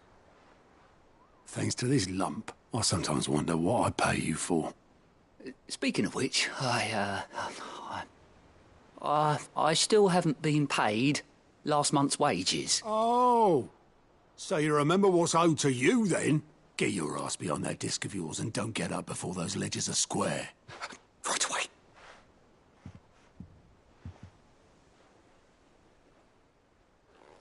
I've seen that before. Yeah. Plenty of times. It was the only goblet Sid ever used, either out of habit, or because the filthy sod couldn't be bothered to find a clean one. I knew so little about him. Like most people. Martha and the Dame both seem to have fond memories of him. I bet they do. How long did you know Sid before he... Before he died. 20 summers, give or take. Back in the day, I was a purser on a trade ship, which is where I met him. He bought passage to... I forget where. And having nothing better to do on the long nights, we sat up drinking island rum till the morning bell dragged me back to my duties. Quit my post not long after that, on account of making a fine maiden's belly fat. But me and Sid stayed close, promising we'd one day sail the seas again. That was before fate stepped in and said she was having none of it. The magic woke inside my son soon after his first name day, and there was no hiding his knack. Couldn't you and your family have... My family were the ones who summoned the constable, wanted the monster taken away. I couldn't turn my back on him, forget what I felt, and I couldn't for the life of me understand how they could. Luckily, Sid was of the same mind as me. It was him who stood beside me when all I wanted was to tear the whole world down. Him who cried for me when I had no tears left of my own. Him who swore he'd do everything he could. And he was true to his word, too. Left the Royal Army once and for all. His ranks, his ribbons, gone. Just like that. Threw away everything he had. All to right a wrong that no one else had the courage to face. I knew then I'd follow that man to the ends of the earth.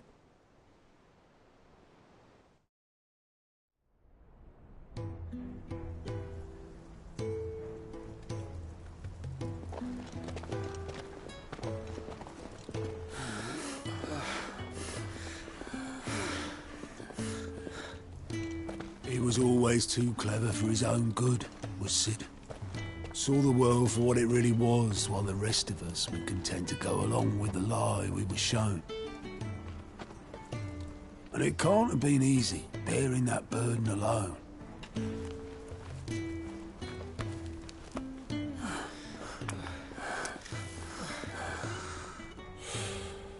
But he didn't let it stop him.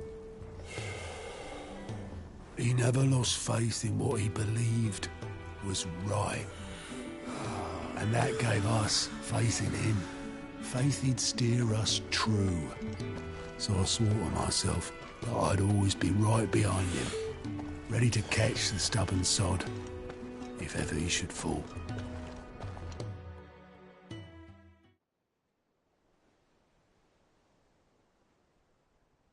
But I couldn't even do that.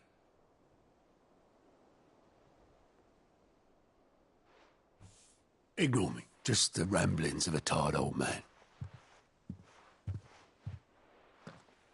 Leave that lot. I'll tidy it up in a bit.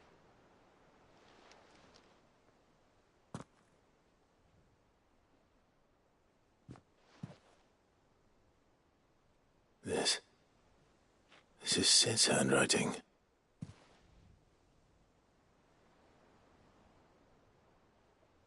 Dear Otto. I may be drunk, but I wanted you to know this place would be fucked without you. Love you, you grumpy old sod.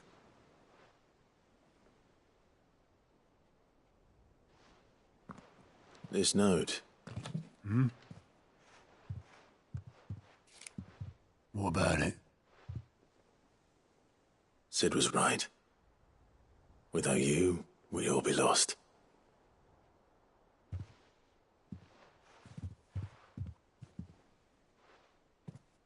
He should have bloody well said so then. Just once. Before he went. But then, why would he? Him, or anyone? I'd only have told him to piss off.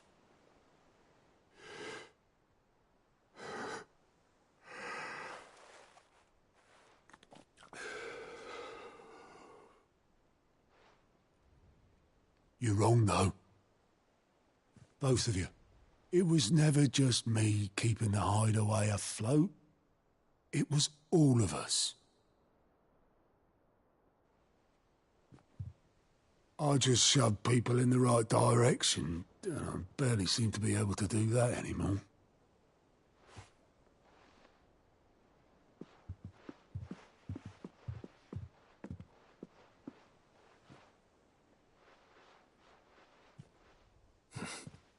Would you rather Goat were at the helm? Well, maybe I've got a few more years left in me. I'm going to hold you to that, Otto. Before you go, Sid would have wanted you to have this. But that's... This'll do me just fine.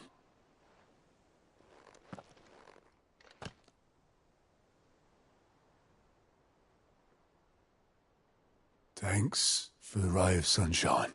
I'll see if I can't pay you back. Already have.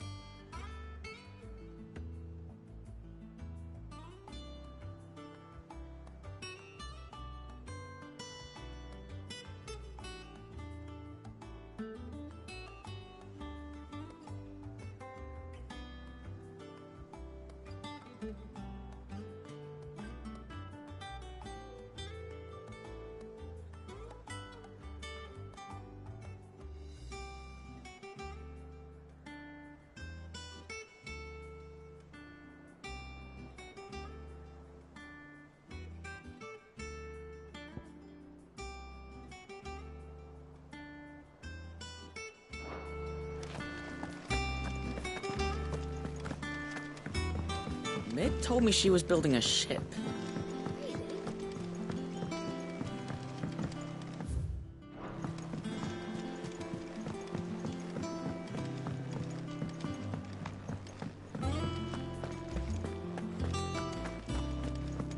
He cracked the crystal too? You're joking.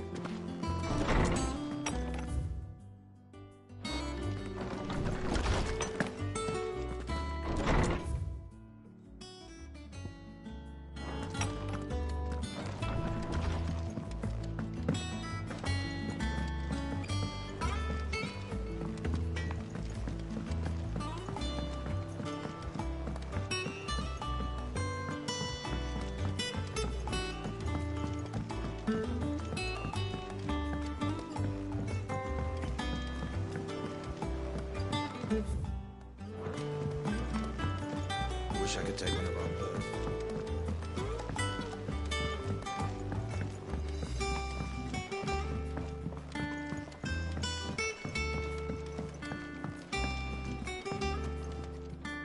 All right, there's. How's that hunt for the bomb ash going? I have it here.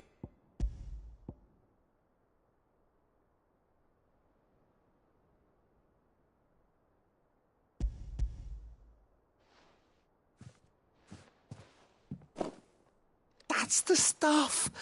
And plenty of it, too. Enough to keep the Olympic bubbling away for a good old while. You're a gent, Sid. Let nothing say otherwise. Right then. Let's get this contraption up and running.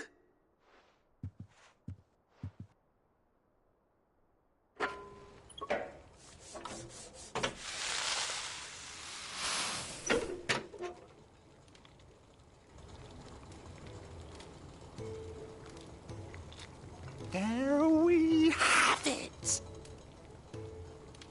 The Telemon Alembic. And it works just like the chief said it would. Very impressive. Says the man who cut down a burning boulder. Speaking of which, I still haven't returned the favour. There's no need. The good it will do for the hideaway is reward enough. Don't be silly. Why don't you let me take a look at that bag of yours? The one you keep your potions in. Reckon I could work some magic on that. What kind of magic? Well, we happen to have isolated a substance in our test run of the Alembic that I reckon will make even the toughest leather supple as anything. Thought we might use it to breathe new life into old boots and the like. Save the hideaway a few gil. Ah, I reckon if we slap a bit on your bag, it'll loosen it up enough for you to squeeze in a bottle or two more. Well, it can't hurt to try, I suppose. That's the spirit. Leave it with me. I'll only be a mo.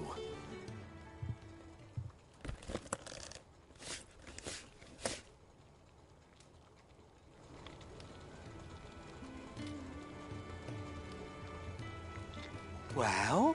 It certainly feels more flexible. Right? Told you. Thank you. I think. No. For supporting Mid and the rest of us in our endeavours. Without you, we'd never have been able to discover wonders like that stuff I rub. And I'm telling you,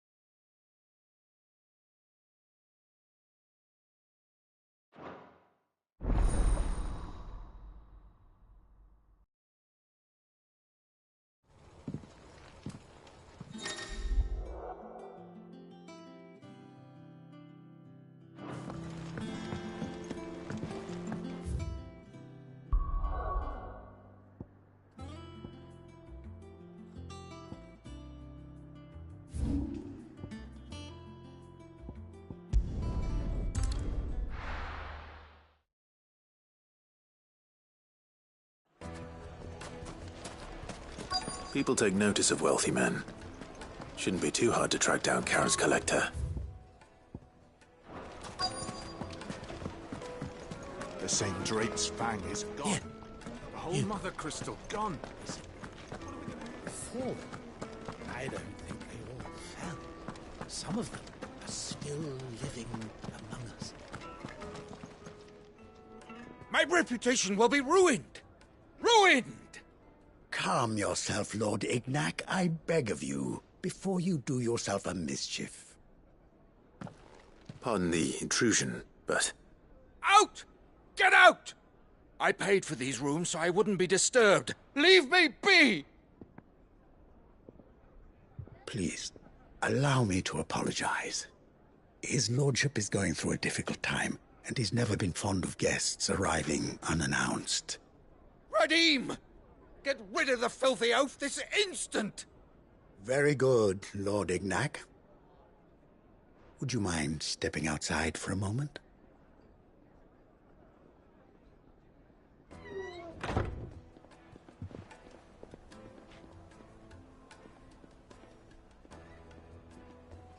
I'm sorry if I've caused you any trouble. That? Oh, no. That's just how his lordship is. Though the morning's events have left him somewhat fractious. He has been dispossessed of his luggage, you see. The thieves also made away with a considerable amount of coin. Coin the innkeeper will soon be keen to collect. I don't suppose a certain blade was among the stolen items. A single-edged sword. It was purchased from a merchant friend of mine. Ah, you know Lady Karen. Yes, I'm afraid it was. Then I'll retrieve Lord Ignac's luggage. But I have one condition. You have but to state it. You are welcome to anything that is within my power to grant. I want an audience with Lord Ignac. A few minutes should be enough. Then I'll be on my way. A condition I would be a fool to refuse. Of course, you shall have your audience. I don't suppose you saw where the thieves went? I did not, no. Though some discreet inquiries made on his lordship's behalf mean that I know where you might find them. The bandit's bed. Every ill-gotten coin in Dalamil is said to pass through that disreputable corner of the Valcroy. Then that's where I'm heading. I shall speak to Lord Ignac in your absence. That will be very kind. Farewell.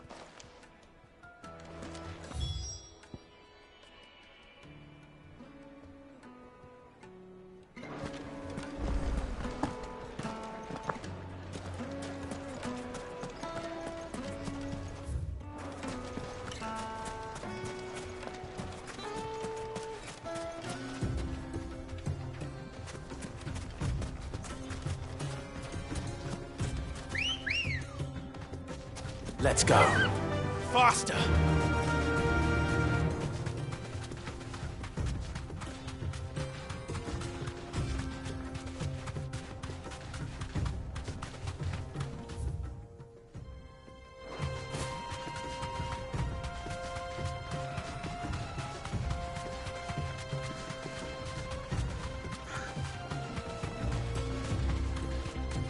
Good.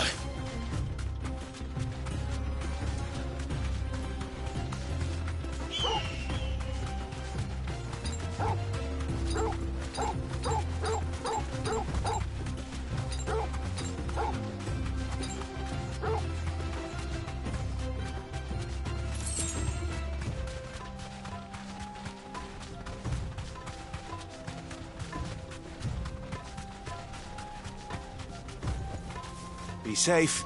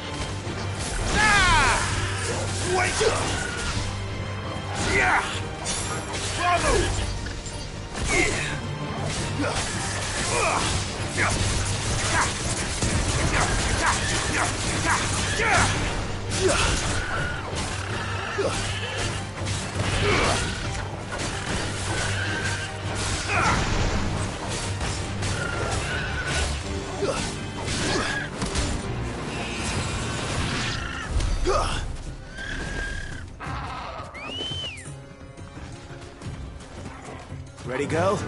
Run like the wind.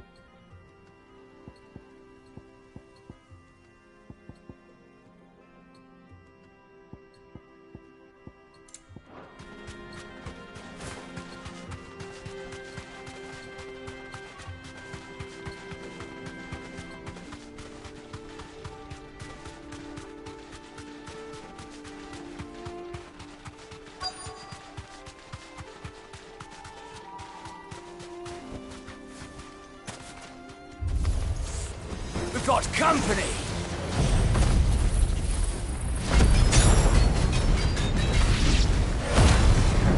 Come on, lads, let's tear the bastard's head off!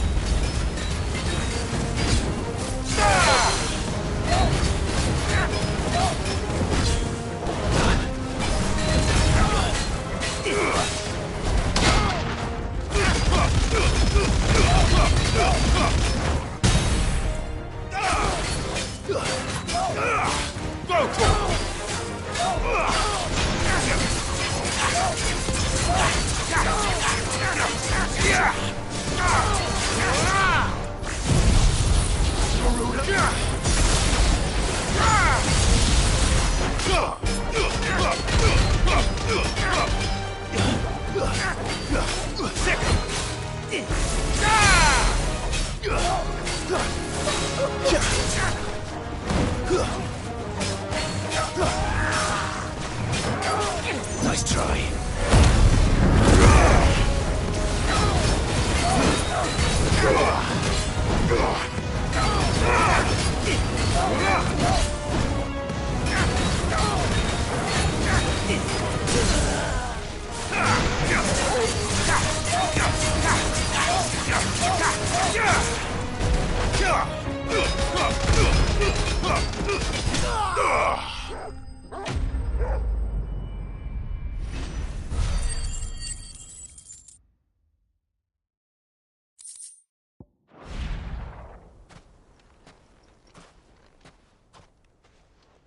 This must be Ignac's luggage. Nothing seems to be damaged. All right.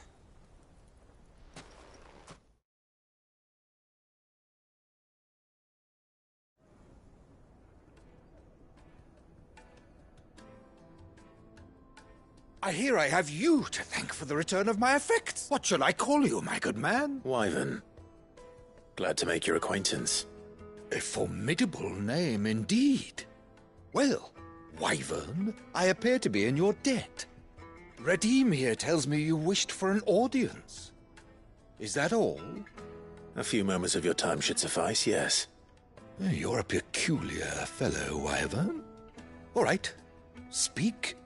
Master Wyvern was wondering if you could tell him about a certain single-edged sword you recently acquired. Oh, a true work of art, that one. Karen drove me hard on the price, but I would have sold her Radim here to get my hands on that sword. It was made in the Outer Isles, far beyond the Twins, and is used exclusively by the practitioners of a unique school of swordsmanship. They believe no combat should ever exceed a single strike, and hone their blades to such perfection that none ever does. Each sword is made for that one perfect stroke, and for that stroke only. They crack upon a second blow. There's a brutal sort of beauty to it, really. But how do they hone such an edge? Fine question. Why, they use a whetstone, of course. Whetstones, rather. A whole array of them, ranging from the coarse to the fine. 10,000 licks with the sharpening stone, then 10,000 more. But it is the final stone which lends the blade its legendary sharpness. A mineral quite foreign to this great realm of ours. And that is the key. The secret ingredient. Wyvern, it occurs to me that my little lecture is hardly equal to services rendered. Take this, together with my regards. The very stone of which I spoke, far rarer among collectors than even the blade itself, and a far more fitting payment. Thank you. Pardon the intrusion, my lordship.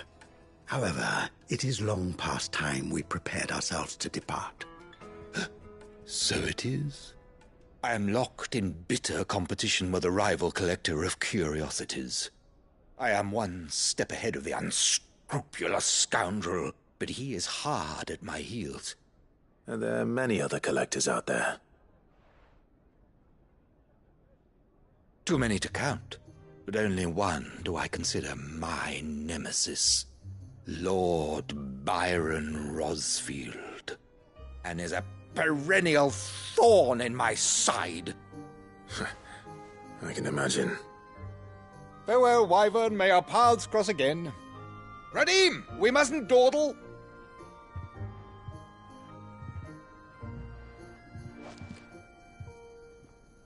I think his lordship is rather taken with you, Master Wyvern.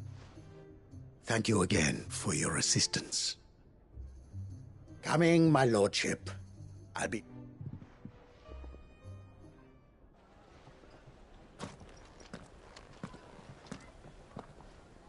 Trust Uncle Byron to find such an interesting rival. Now, let's see what Blackthorn makes of this.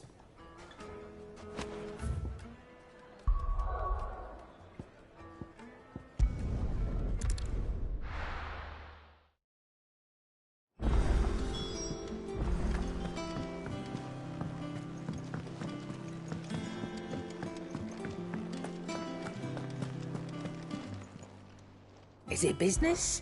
Oh.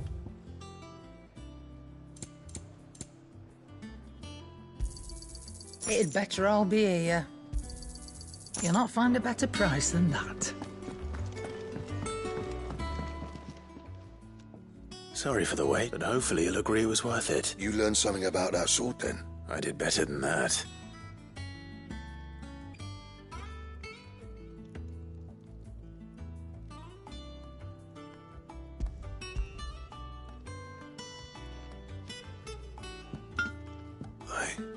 A whetstone?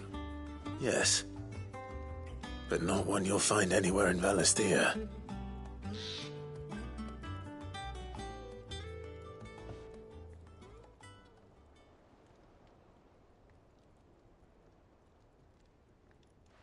No wonder I couldn't get the same finish on the grinding wheel. One hit and all done, eh? Might not be so bad if all you ever fought were duels. Good luck on the battlefield. Your second opponent would be your last, no matter how good you were. Even so, is there some way it could be used to give the curse breakers an edge? I think so, yeah. With this whetstone and the right kind of steel, I could probably even make a twin of the blade that rattled me. But there'd be no replacing this little rock once I worn it down to a sliver. I reckon we get a dozen swords from it, if that. Swords that the curse breakers wouldn't know how to wield properly, and that would see them through a single fire piece. Nah, no point trying to copy that thing. Be about as much use as a wax anvil. But finishing our blades with a whetstone this fine, now that's something to consider. And what's finer than fallen masonry, eh? Or more hard-wearing, for that matter. Just imagine it. Good Valisthian steel with an edge as sharp as any found in the Outer Isles. I won't make a copy, nah. I'll make something much better. I'm sure the curse breakers will be delighted. Just... Don't you worry about me, Sunshine. I've been working day and night since I was half your age, and I'll still be here when you're long gone. Hey, thanks, Clive. I mean it. I owe you one, August too. It's good to know someone's looking out for me. He'll be happy to hear you said that. And I'll see that my debt to you's paid. First new blade I make's got your name on it. You come and find me when you've got the material. All right?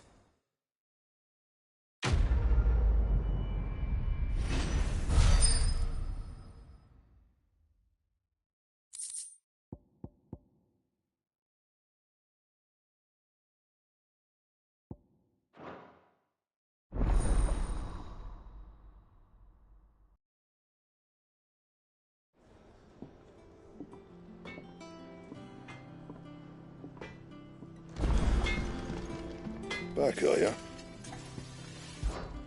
What do you want?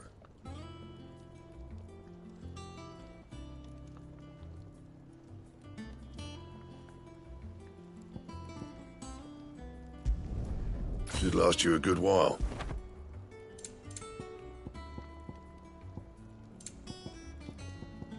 Anything else? Clive?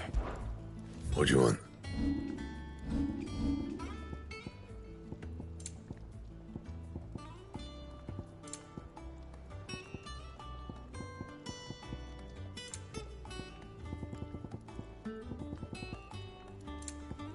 That it? Fine. He cracked the crystal. 2? You're joking.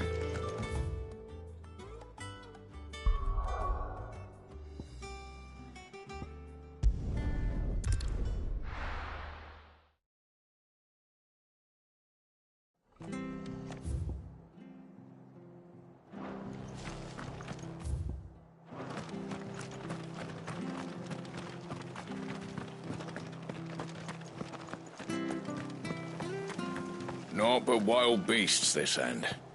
All their twisted talons and gruesome maws used to turn my stomach. Come on. Yeah!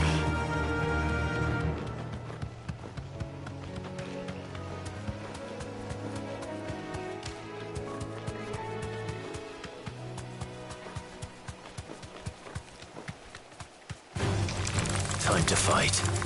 Thanks, Gal.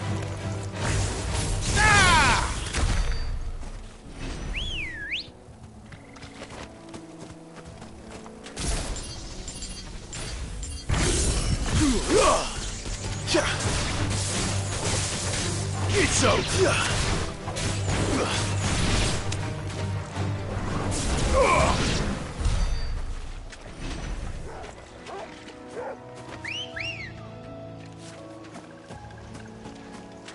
Let's go. Fly, Ambrosia.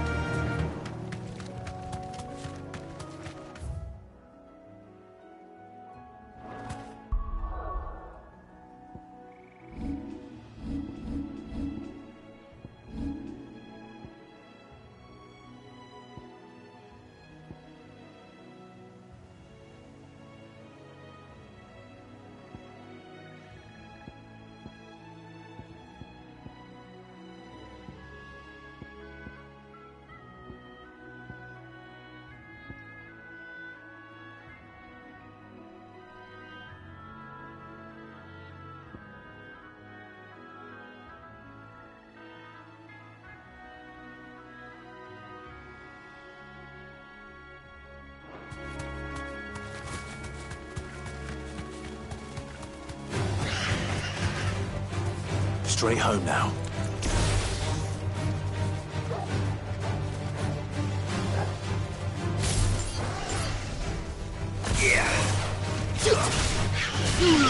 All yours, Torgal.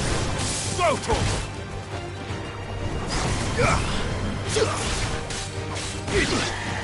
This one.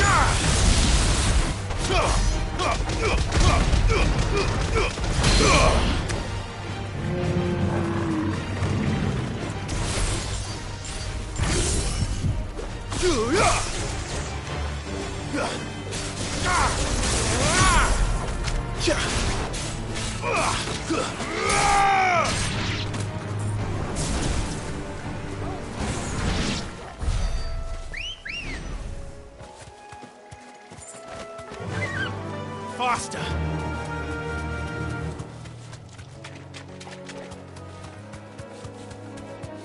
Well, it's certainly quiet. If I were a giant antelope, it would seem like just the place.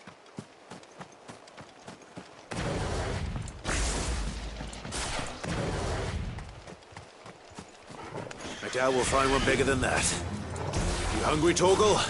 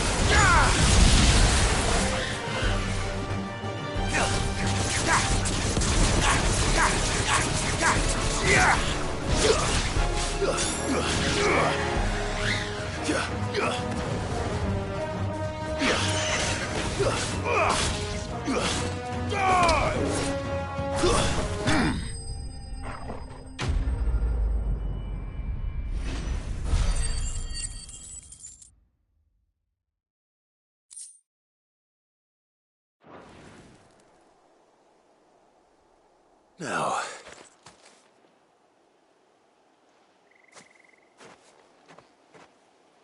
will it be enough, I wonder?